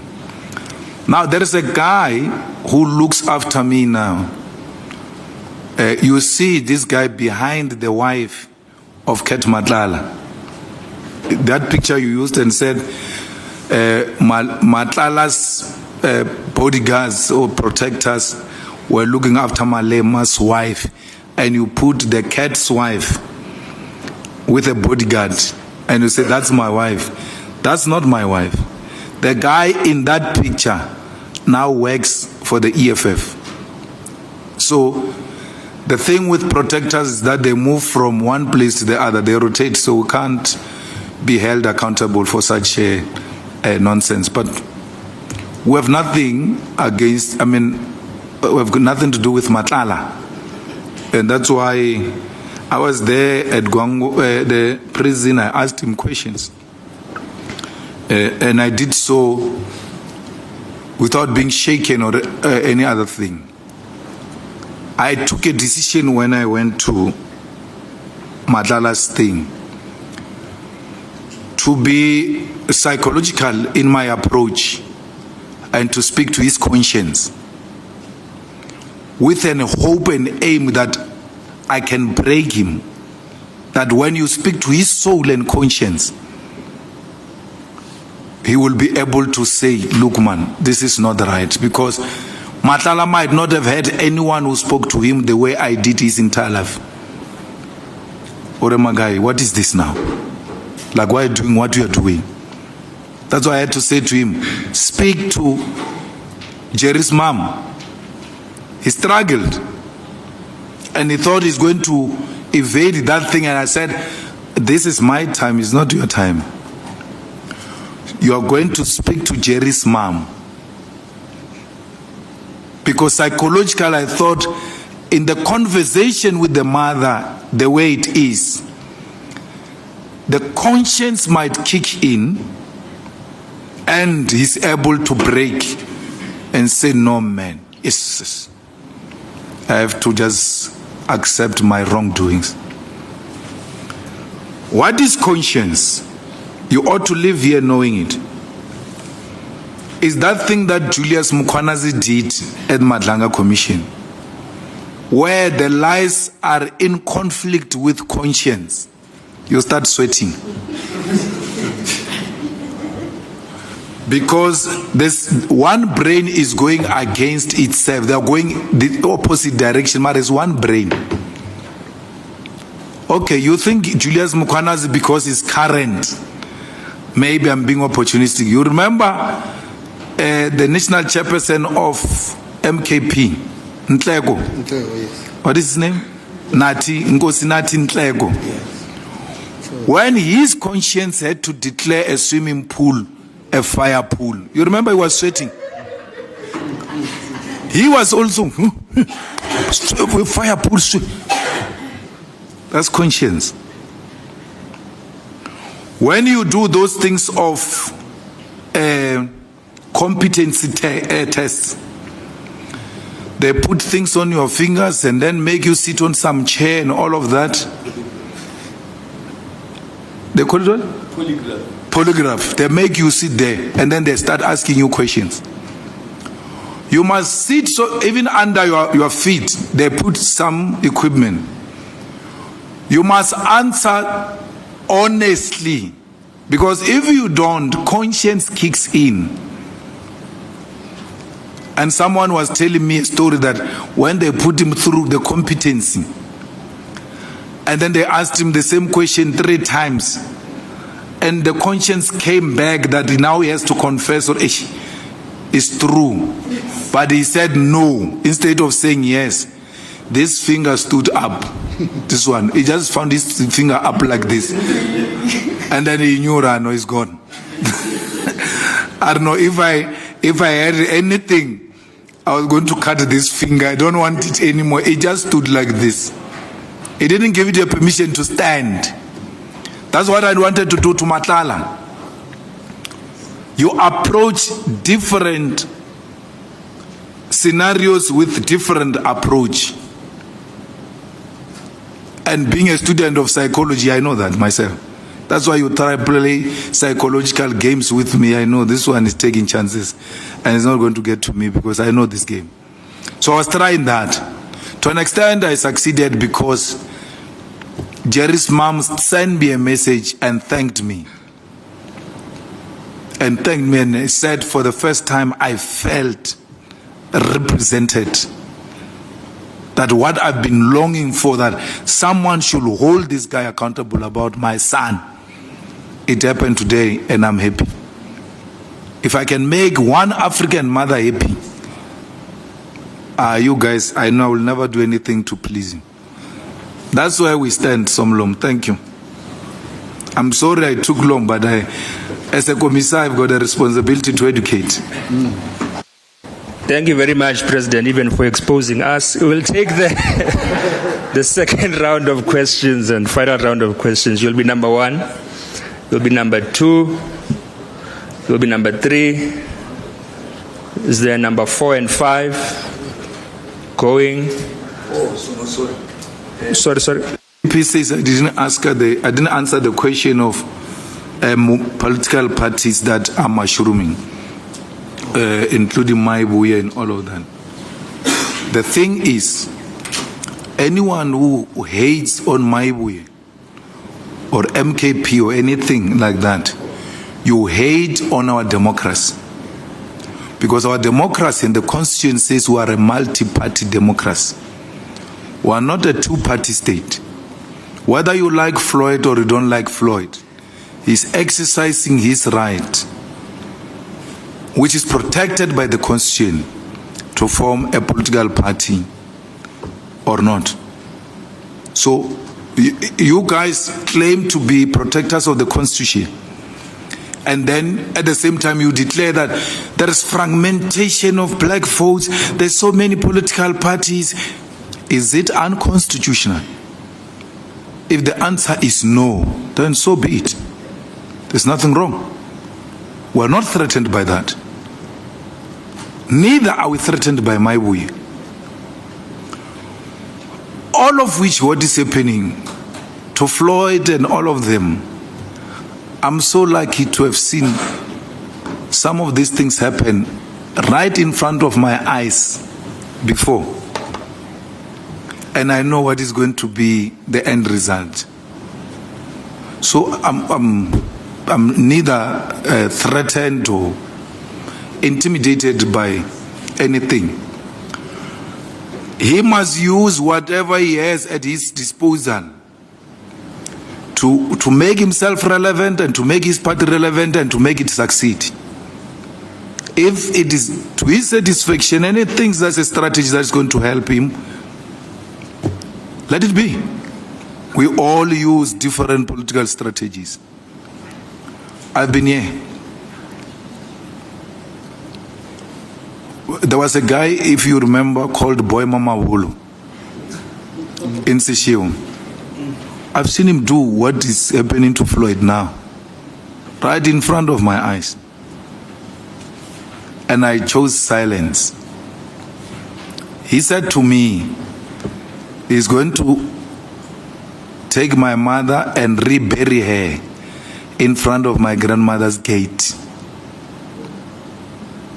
They went to my grandmother's house. They were kicking her doors, her gates. They carried coffins on their shoulders. My coffin, written my name. And one day my grandmother pained me when she says, I can see all of that. There's a boy there called David Majola that I used to serve a plate of food. Today he kicks my gate. That is what pains me. It was not luxury food. Probably it was pap, chicken with salt and water. She says, that's this one who's paining me. Go and look for them today, where they are. Mine fight for what belongs to them from their graves. A declaration of war against me as an individual is a war against my ancestors. That's why I keep quiet and they do the work. You know, when about what work so up enough, you know, level like my pastor, my spiritual mentor called Ral Kholela, called me beginning of the year or somewhere there to his house and said to me, you are not going to respond to these people or engage in a fight with them or exchange of words or anything. Prophet Ral Khulel, he said to me, at the end of everything they are doing, they will be in front of you asking for a job. And I'll wait for that day. It has happened before. It has happened before. I've got a family establishment there in Polokwane called Slurry. Boy Mama Bolo is a regular there. It's a business. It's a regular there. I will never allow anyone to chase him away. Hey, this guy wants this one. You don't do that. Badimu ba ketwela. And badimu baba shabi. They fight recklessly. They fight for themselves. So let them do whatever they want to do. I'm still here. And my ancestors are still with me as I speak right now. And that which I've set for myself the whole year, I've achieved it. And that's a confirmation that my ancestors are still with me. They've never turned their back on me. They will never turn their back on me. So I don't care. Say whatever you want to say about me. Do whatever you want to do about me. At the end of the day, you are small boys. When I saw a door of prison, my ancestors said, you're not going to enter that door. Even now, as I go to that court in East London, I know they refused before. They will not allow it now. Thank you. Thank you, President. You were number 1. There's a number 2, number 3, number 4. Is there number 5? Number 5. And we'll close it there. Number 1. Thank you so much. CIC, good afternoon, and panel there. It's difficult, the CIC, to speak after you've spoken about the ancestors, but I'll try. CIC, the EFF stands with the students. Your take on matric exams, are you happy? And do you think NSFAS will be ready to fund the students next year, come January, February? What's your take on the NDPP candidates' interviews? And the last one, quickly, do you think the Madlanga Commission has done or is doing enough to protect the witnesses? Thank you. Number 2. Oh, good afternoon, CIC and the leadership of the EFF. My name is Mpose Kharume and I'm from the Gauteng Times. I just want to ask you this. My question branches off from your comments about Donald Trump and how he's the reincarnation of Hitler, and you subsequently also lauding President Ramaphosa as for how he handled the situation. So now I just wanted to ask, because you did joke that if it was you, it would be a different situation. But in reality, if you were to be the president today, would you be able to mitigate this deteriorating relationship, or would you also have a war-ready type of attitude towards the U.S.? And then also, I just want to ask, with you talking about not wanting to dive into strategy going into the local government elections, the SACP has resolved to contest. So now, does that present itself as an opportunity to kind of like forge some type of alliance, maybe to try leverage your contestation going into the elections as well? Thank you. Number 3. Thank you. My name is Wright Mukwena from Postmasburg Daily. I'm asking about the issue of the year of picket lines in regards to the school in Mogale City. We haven't seen EFF doing picket lines and the year is already ending. about the incompetency of municipality there to give you access to the land and so forth to do the school. The second one is the issue of Phala Phala. When there was a march to hold Mr. Ramaphosa accountable, CAC, you said if you don't get the answer, there will be a march every month. Is it still going to happen? Thank you. And the last one, number 4.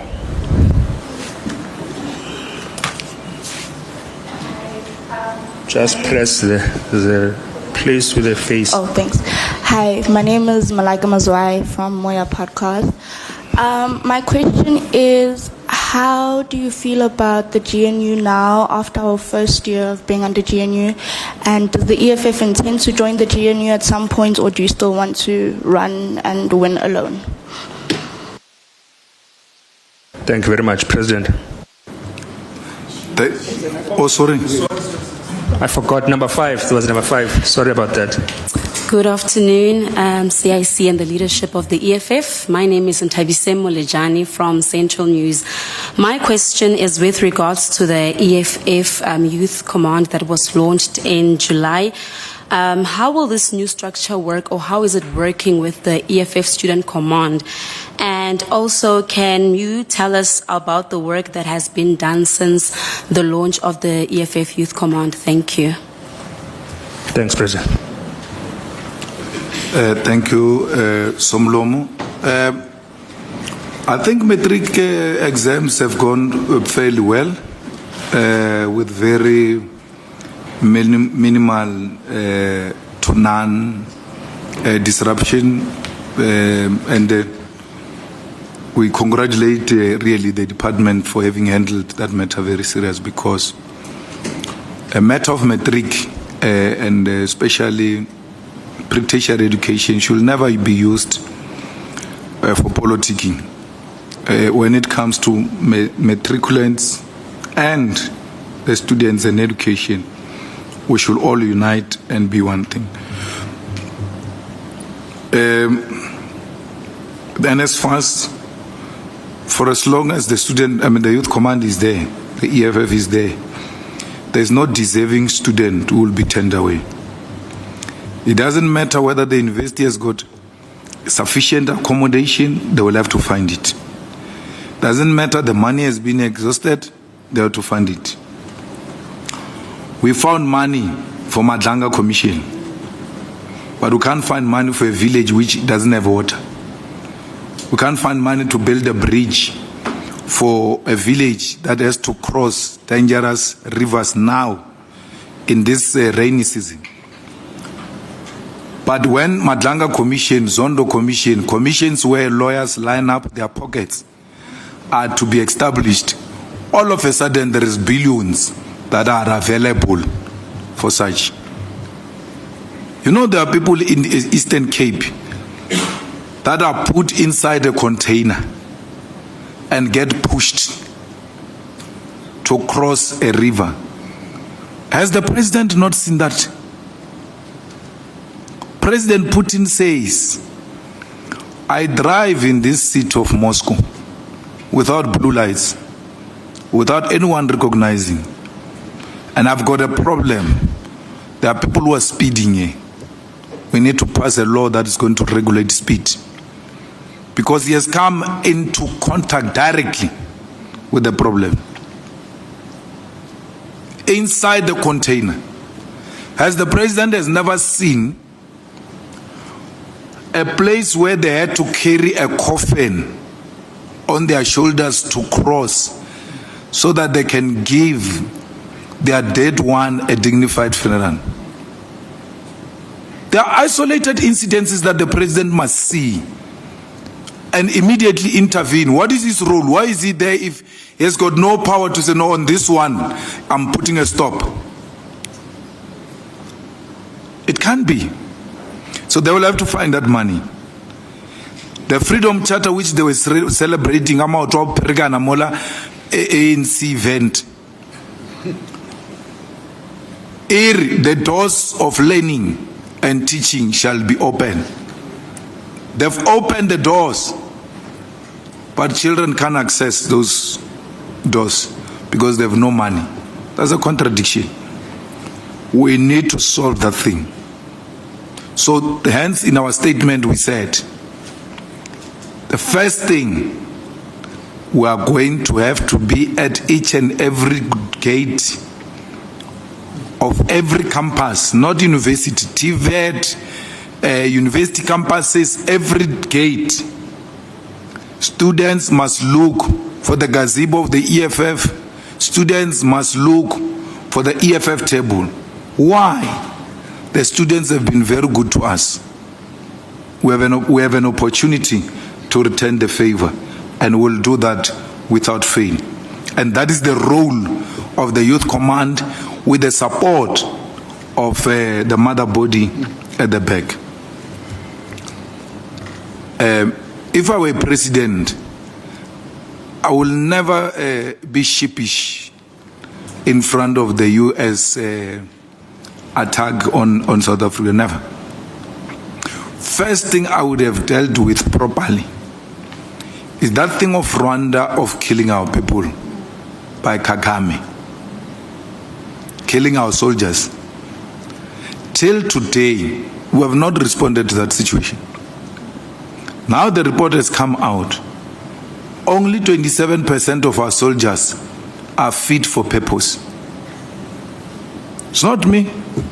When I say it, I get insulted and be told he's putting the country at risk, and we are at risk.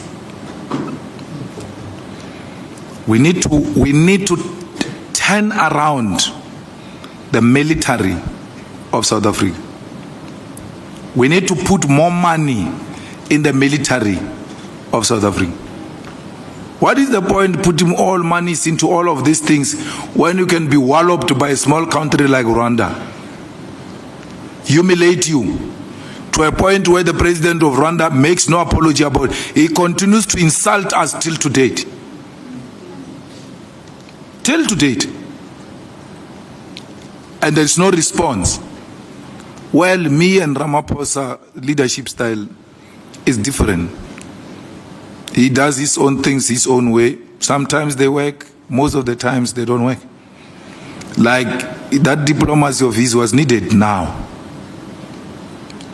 Because we owed it not only to Trump, we owed it to the world to be hospitable to our visitors. And we're exactly that. And never shown a sign of a panicking nation which is under siege by America.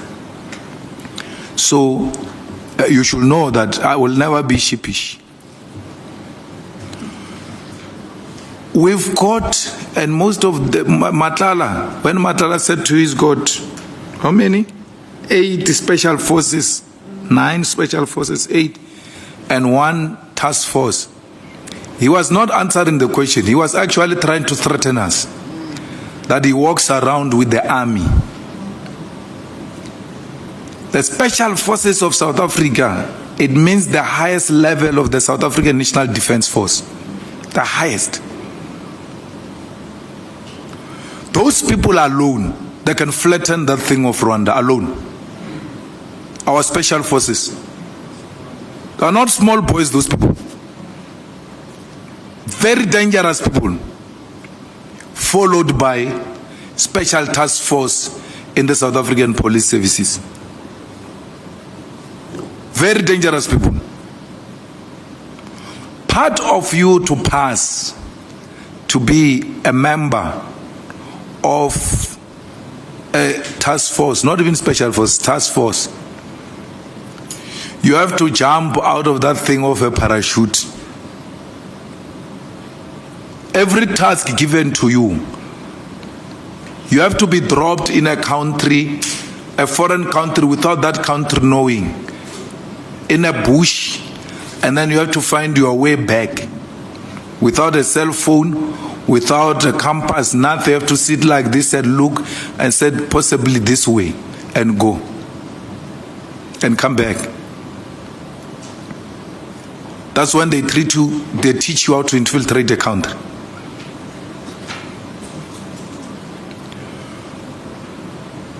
You know, not even a special task force.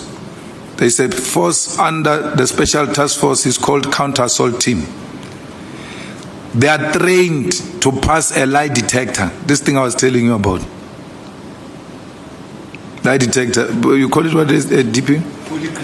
Polygraph. So what they do, because I guess they put things under your feet so that when you lie, the toes move. So under your toes, they put the pins inside your shoes. For you must stay like this. If you move, even when you are lying, if you move, these things are going to cause you trouble. So your conscience is aware there are pins under my toes. So I must make sure even if I lie, these things don't move. They are trained to pass a lie detector. It's part of their training. So when a graduate TG of a counter-assault team says to you, I pass a lie detector, and you think this is an innocent person, you must know it's a lie. They are trained to pass that thing.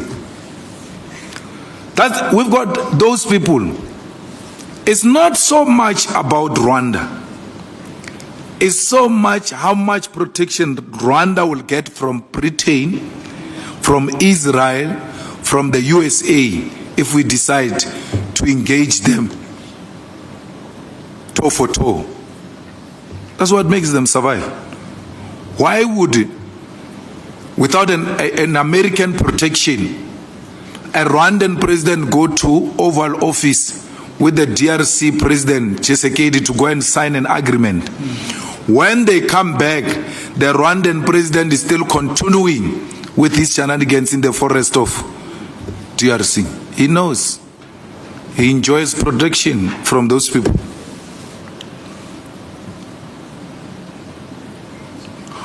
But, you know, I don't know what is the ANC resolution on the Communist Party. We will engage the Communist Party. We continue to engage the Communist Party informally. We're ideologically aligned. But the Communist Party has got no capacity of mass mobilization. I think they must accept that they are just theoreticians and leave it at that. You know, there is a guy called Julius Malema. You have never heard him saying he's going to launch a branch of the ANC, no matter how good he is ideologically, politically, and you have never heard that Julius Malema is doing door-to-door or mobilization. No, he's just a theoretician, which some of your friends who are forming parties should be accepting that they are just theoreticians. These things of parties and mobilization, they are just not their thing. That's what the Communist Party is. And what is more interesting about these ones who are forming parties and they can't even mobilize people and organize their own conferences is that they are graduates of Communist Party. 30. Where have you ever heard that Blading Zimande is organizing people? Where? Gwede is even much better because Gwede was in the NUM. At least he organized the mine workers. They don't do that. Their job is to just sit and then theorize and critique. They are armchair critics. They don't. Shem Soli is trying to agitate Solimapai, but he doesn't appreciate the fact that the people he serves with, all of them, thrive on Google. When you are sitting in a meeting with them and you say, how do we move about this question of coalitions? You must go to a meeting of Communist Party or the Young Communist League. At least I was fortunate to go to meetings of Young Communist League. All those young people of Young Communist League go to meetings with laptops. All of them. And you're thinking they are taking minutes. They're not taking minutes. When you say, how do you go about this issue of coalition? They Google, what will Marx say on coalitions? And then they put it like this and they raise their hand. Comrades, Marx on this question would have said,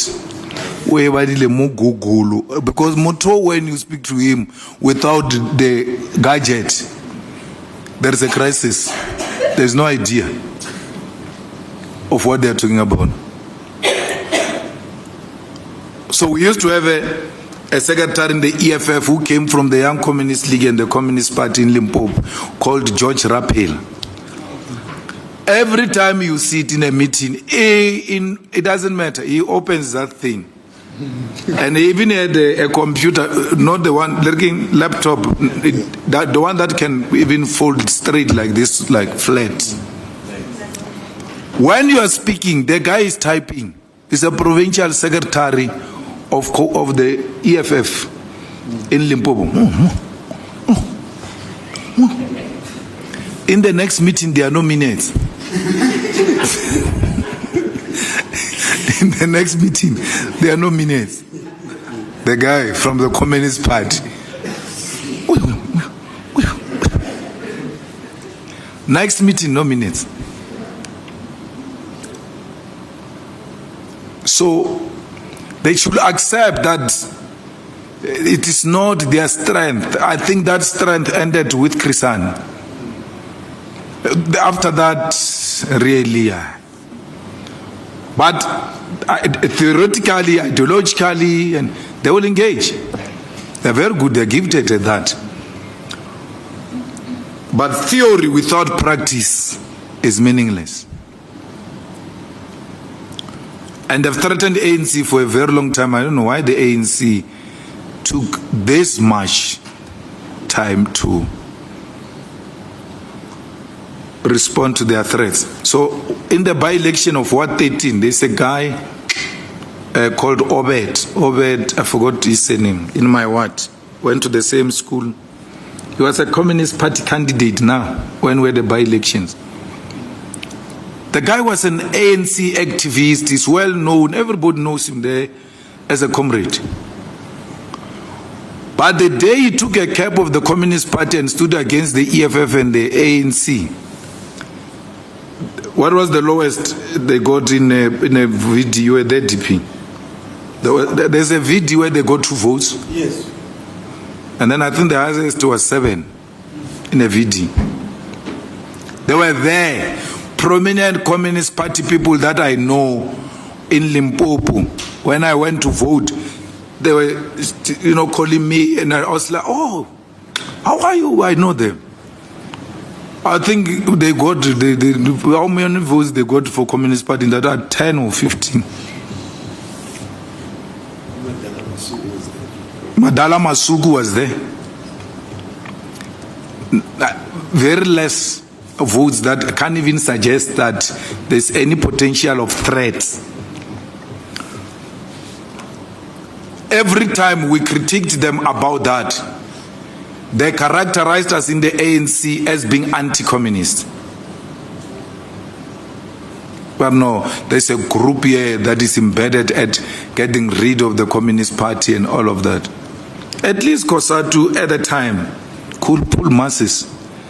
COSATU could stop work. Now today I hear that COSATU is marching. I hear after that COSATU was marching. I feel nothing. Nothing. Nothing. No, the shops are operating. The workers are going to work. Those who don't report for work, they say they went to the strike. If there is a sheet to be signed there at the strike, they sign and go home. They are not part of those things. Here in Dobsonville Stadium, where they failed, you must repeat that they failed. They must know they failed to fill up Dobsonville Stadium. Having Ramaphosa and that president of COSATU self-seeking, who's selling us out workers for a position. She's desperately wanting to go into a GNU. She doesn't care. And why these workers don't see this thing, I don't understand. I don't understand why they can't see that she's not for them. She's for whatever is happening.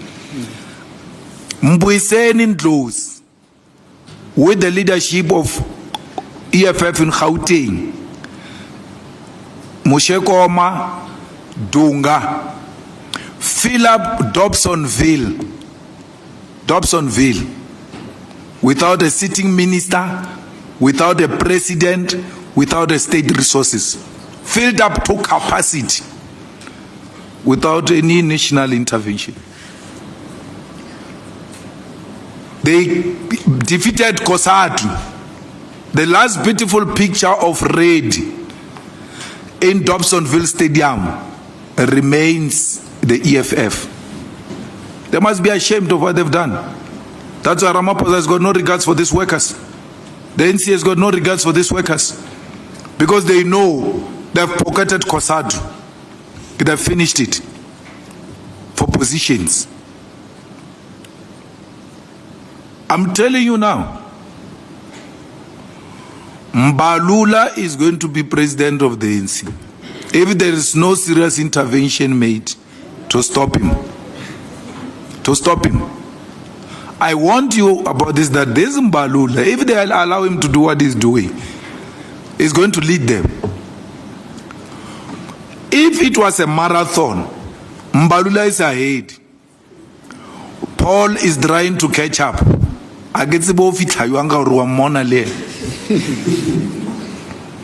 Mbalula is ahead. Out of this so-called staged NGC that gets organized in a manner that it has never been organized. We want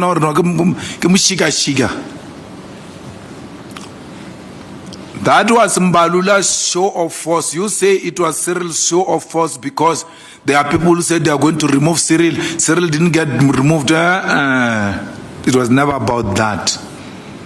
Mbalula wanted that to show them that he's in charge. You remember, I ran these things in the ANC. We went to the NGC in KZN. We defeated Zuma, both in numbers and policy position.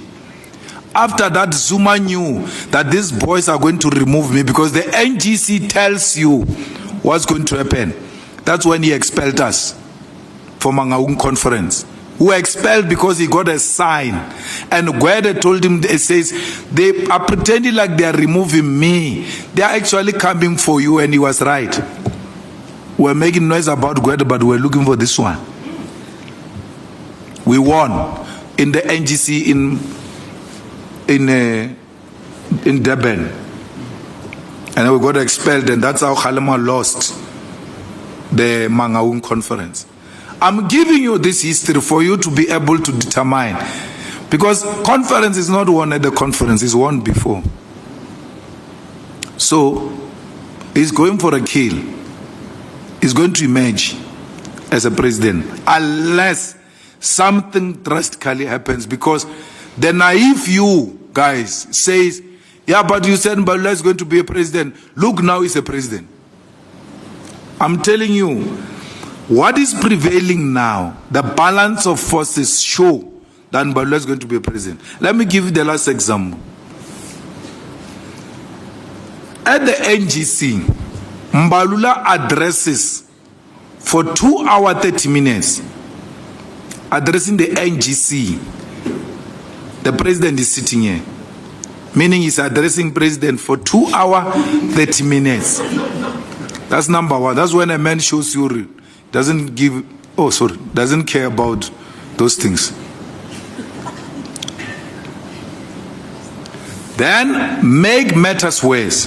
When he finishes speaking, they start singing about the Secretary General Mbalula in the presence of the president. What happens? The president is forced by that environment to stand up and sing about Mbalula. You didn't see what was happening there. Onobala, tena sefunu no bala one content Ramaphosa. No bala. It's supposed to be the other way around. Then Gwede realizes, man, hey, there's going to be a mess here. He tries to stop the song. They sing even louder. And not only louder, go to the podium. The sitting president is made to sing about the Secretary General. And then you must tell me where the power is there. Paul Mashatile, who says he's a contender, he's made to sing about a person is standing against. Get power, Papa. If you know how it works, that thing. Get power. It's a psychological warfare. You fight in Mbalula, you see those videos, you see the whole conference standing up, singing about this guy, you're like, it looks like this one of ours won't work. Let's join this one of Mbalula. It's psychological. So, we are ready to join GNU, and we will join GNU. The person who's stopping us from joining the GNU is Mbalula. Once he gets that thing of president, he's going to get rid of that thing of DA, and I said, come here, come. Because Mbalula can accept the fact that we must be ahead of him. That if they get in and they get given responsibility and they shine, the potential is, I will never get this thing I want. So we grew up under him, so he knows no. Let me resolve this thing. Once we are done, I will call you. We are being stopped by Mbalula. Cyril doesn't have any problem. Majority of those NEC members don't have any problem. The problem, they take a decision to do away with DA and Freedom Front Plus. Why would you beg Freedom Front Plus, for instance? Why? What do you want from a Freedom Front Plus? What? What will they do, which they are not doing now? Because AfriForum is Freedom Front Plus. And AfriForum is the one that is going around saying you are killing white people. Which means a minister of correctional service says you are killing people. So why can't you just get rid of these things? Because anyway, you're not gaining anything out of that. Nothing. They know that they are not getting anything. It's not about attracting investment and growing the economy, because even with that GNU for over a year now was stagnant at 0.5 growth. So stagnant at 0.5 growth of the GDP means that we run a risk of 0.0% growth, which is going to put us into a recession. These people are going to put us into a recession because they are not industrializing. They are not manufacturing for production. They've got no plan to create jobs. They've got no plan to grow the economy. Even with whites being there, I agree you said the medicine of a black person is a white person. They are there. But John Steinhazen, what do? Uber Eats. Uber Eats. Uber Eats. The whole year. And John Steinhazen, there is material evidence. You get a picture of him before GNU, and you get a picture of him outside after GNU, you can see Uber Eats. Uber Eats. It's there. It's there. What more evidence do you want? He doesn't help you with anything. He went there to Oval Office, spoke bad about us, spoke more than African black ministers in that Oval Office. What did you get out of that? Cyril took him here and said maybe a white man, Afrikaner, who is a leader of opposition in South Africa, can help to change things. He went for beggars there. Honyo, no results. And it is of note, Helen is after him now. Want to show him flames. That DA is Helen, he's in charge. They will finish him. Still nothing. They're not getting anything. We are saying to you, trade with China. Let's work with China. The DA says China is an undesirable partner and all of that. After eating Uber Eats, he's in China. He wants to eat with those things, chopsticks.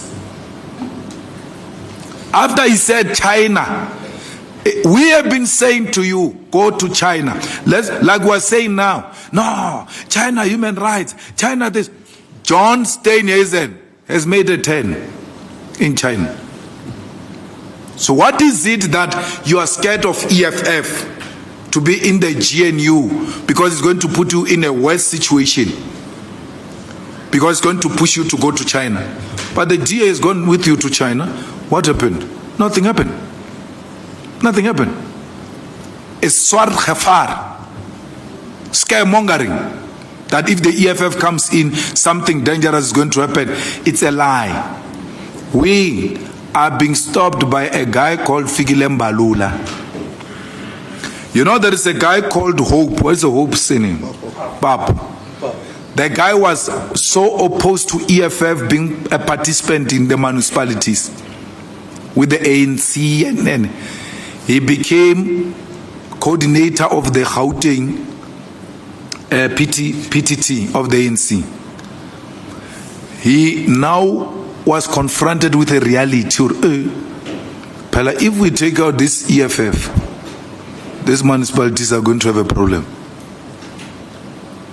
Damascus moments. He realized, right, this EFF, there's no problem here.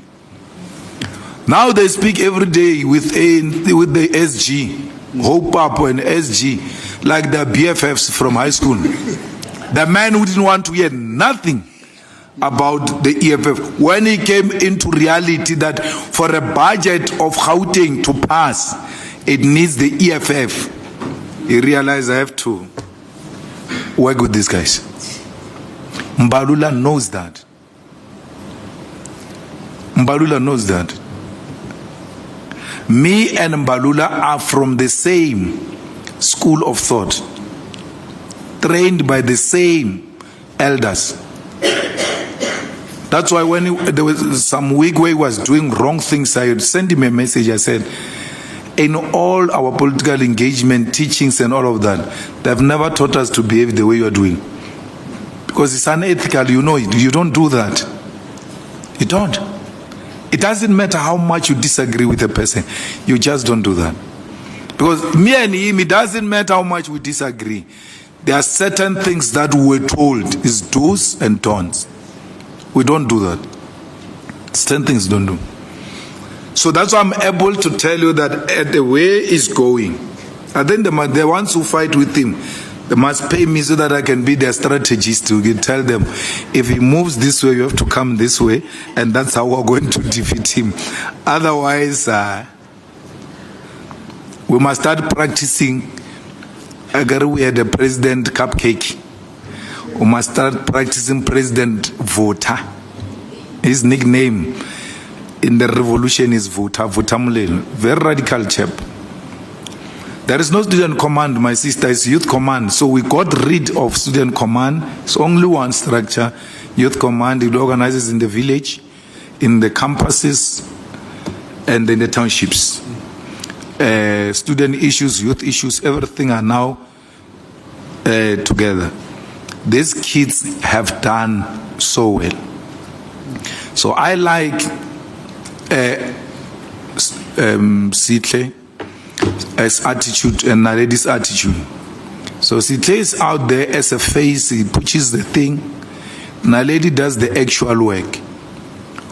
And she's not in competition with Sitle. She allows him to do what he has to do. But she would have gone in to prepare what needs to be done first, and then let the convener do what he needs to do. But you sit in a meeting and you need to know what is happening with the youth command. Naledi will give you the minute detail of what is happening because she's at the thick of things in building this organization. We have asked them, do not rush. Build a quality youth movement. but at the back of your mind, you must know we need you next year in 2026 because the youth vote is going to be very critical. The youth, especially for the EFF, the youth vote is going to be very critical.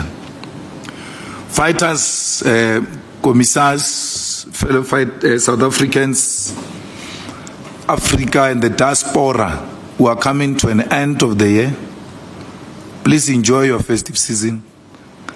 If you finish this festive season, you have never given your old clothes to someone deserving, you must know you are greedy. You are the most useless human being. If you still have clothes that you were wearing at high school in your wardrobe, and when you were young, when there are so many people without clothes, you must know it's not only ANC a problem, you are a problem. If you are going to be having festivities and a meal, if you can't give them some food, invite them over so you can share a meal with the poor of the poorest. Let's make it easy this festive season for the poor. As they see other children shining and other children eating, their pain becomes even more. You will lessen it by making them feel they are part of the future of South Africa. You have a problem with their parents, do not have problem with children. Never use children to fight battles. Always protect the children of South Africa. Let's make sure that these children are not subjected to trauma. Let's make sure that these children look to the future with a positive attitude because their neighbor was good to them. I am what I am because my neighbor and neighbors were good to me. And in return, I'm good to them. Let's be good because we don't know what those children of your neighbors are going to become. And when they become something else in future in society, they will remember you. Help those who cannot help you and do not write their names down because you must not remember them. When you remember them, it's because you want to enslave them. You want to make them your slaves and constantly remind them that you have once helped them. Do not do that. Let it be an enjoyable one, even in poverty, in suffering, in unemployment. There is a moment we need to pause and appreciate God for giving us life. Thank you very much. Thank you very much, President, the people of South Africa, the media. That brings our press conference to a close. Thank you very much, President. Officials. To members of the media, we've got something to thank you on the second floor for all of your coverage this year. Let's meet on the second.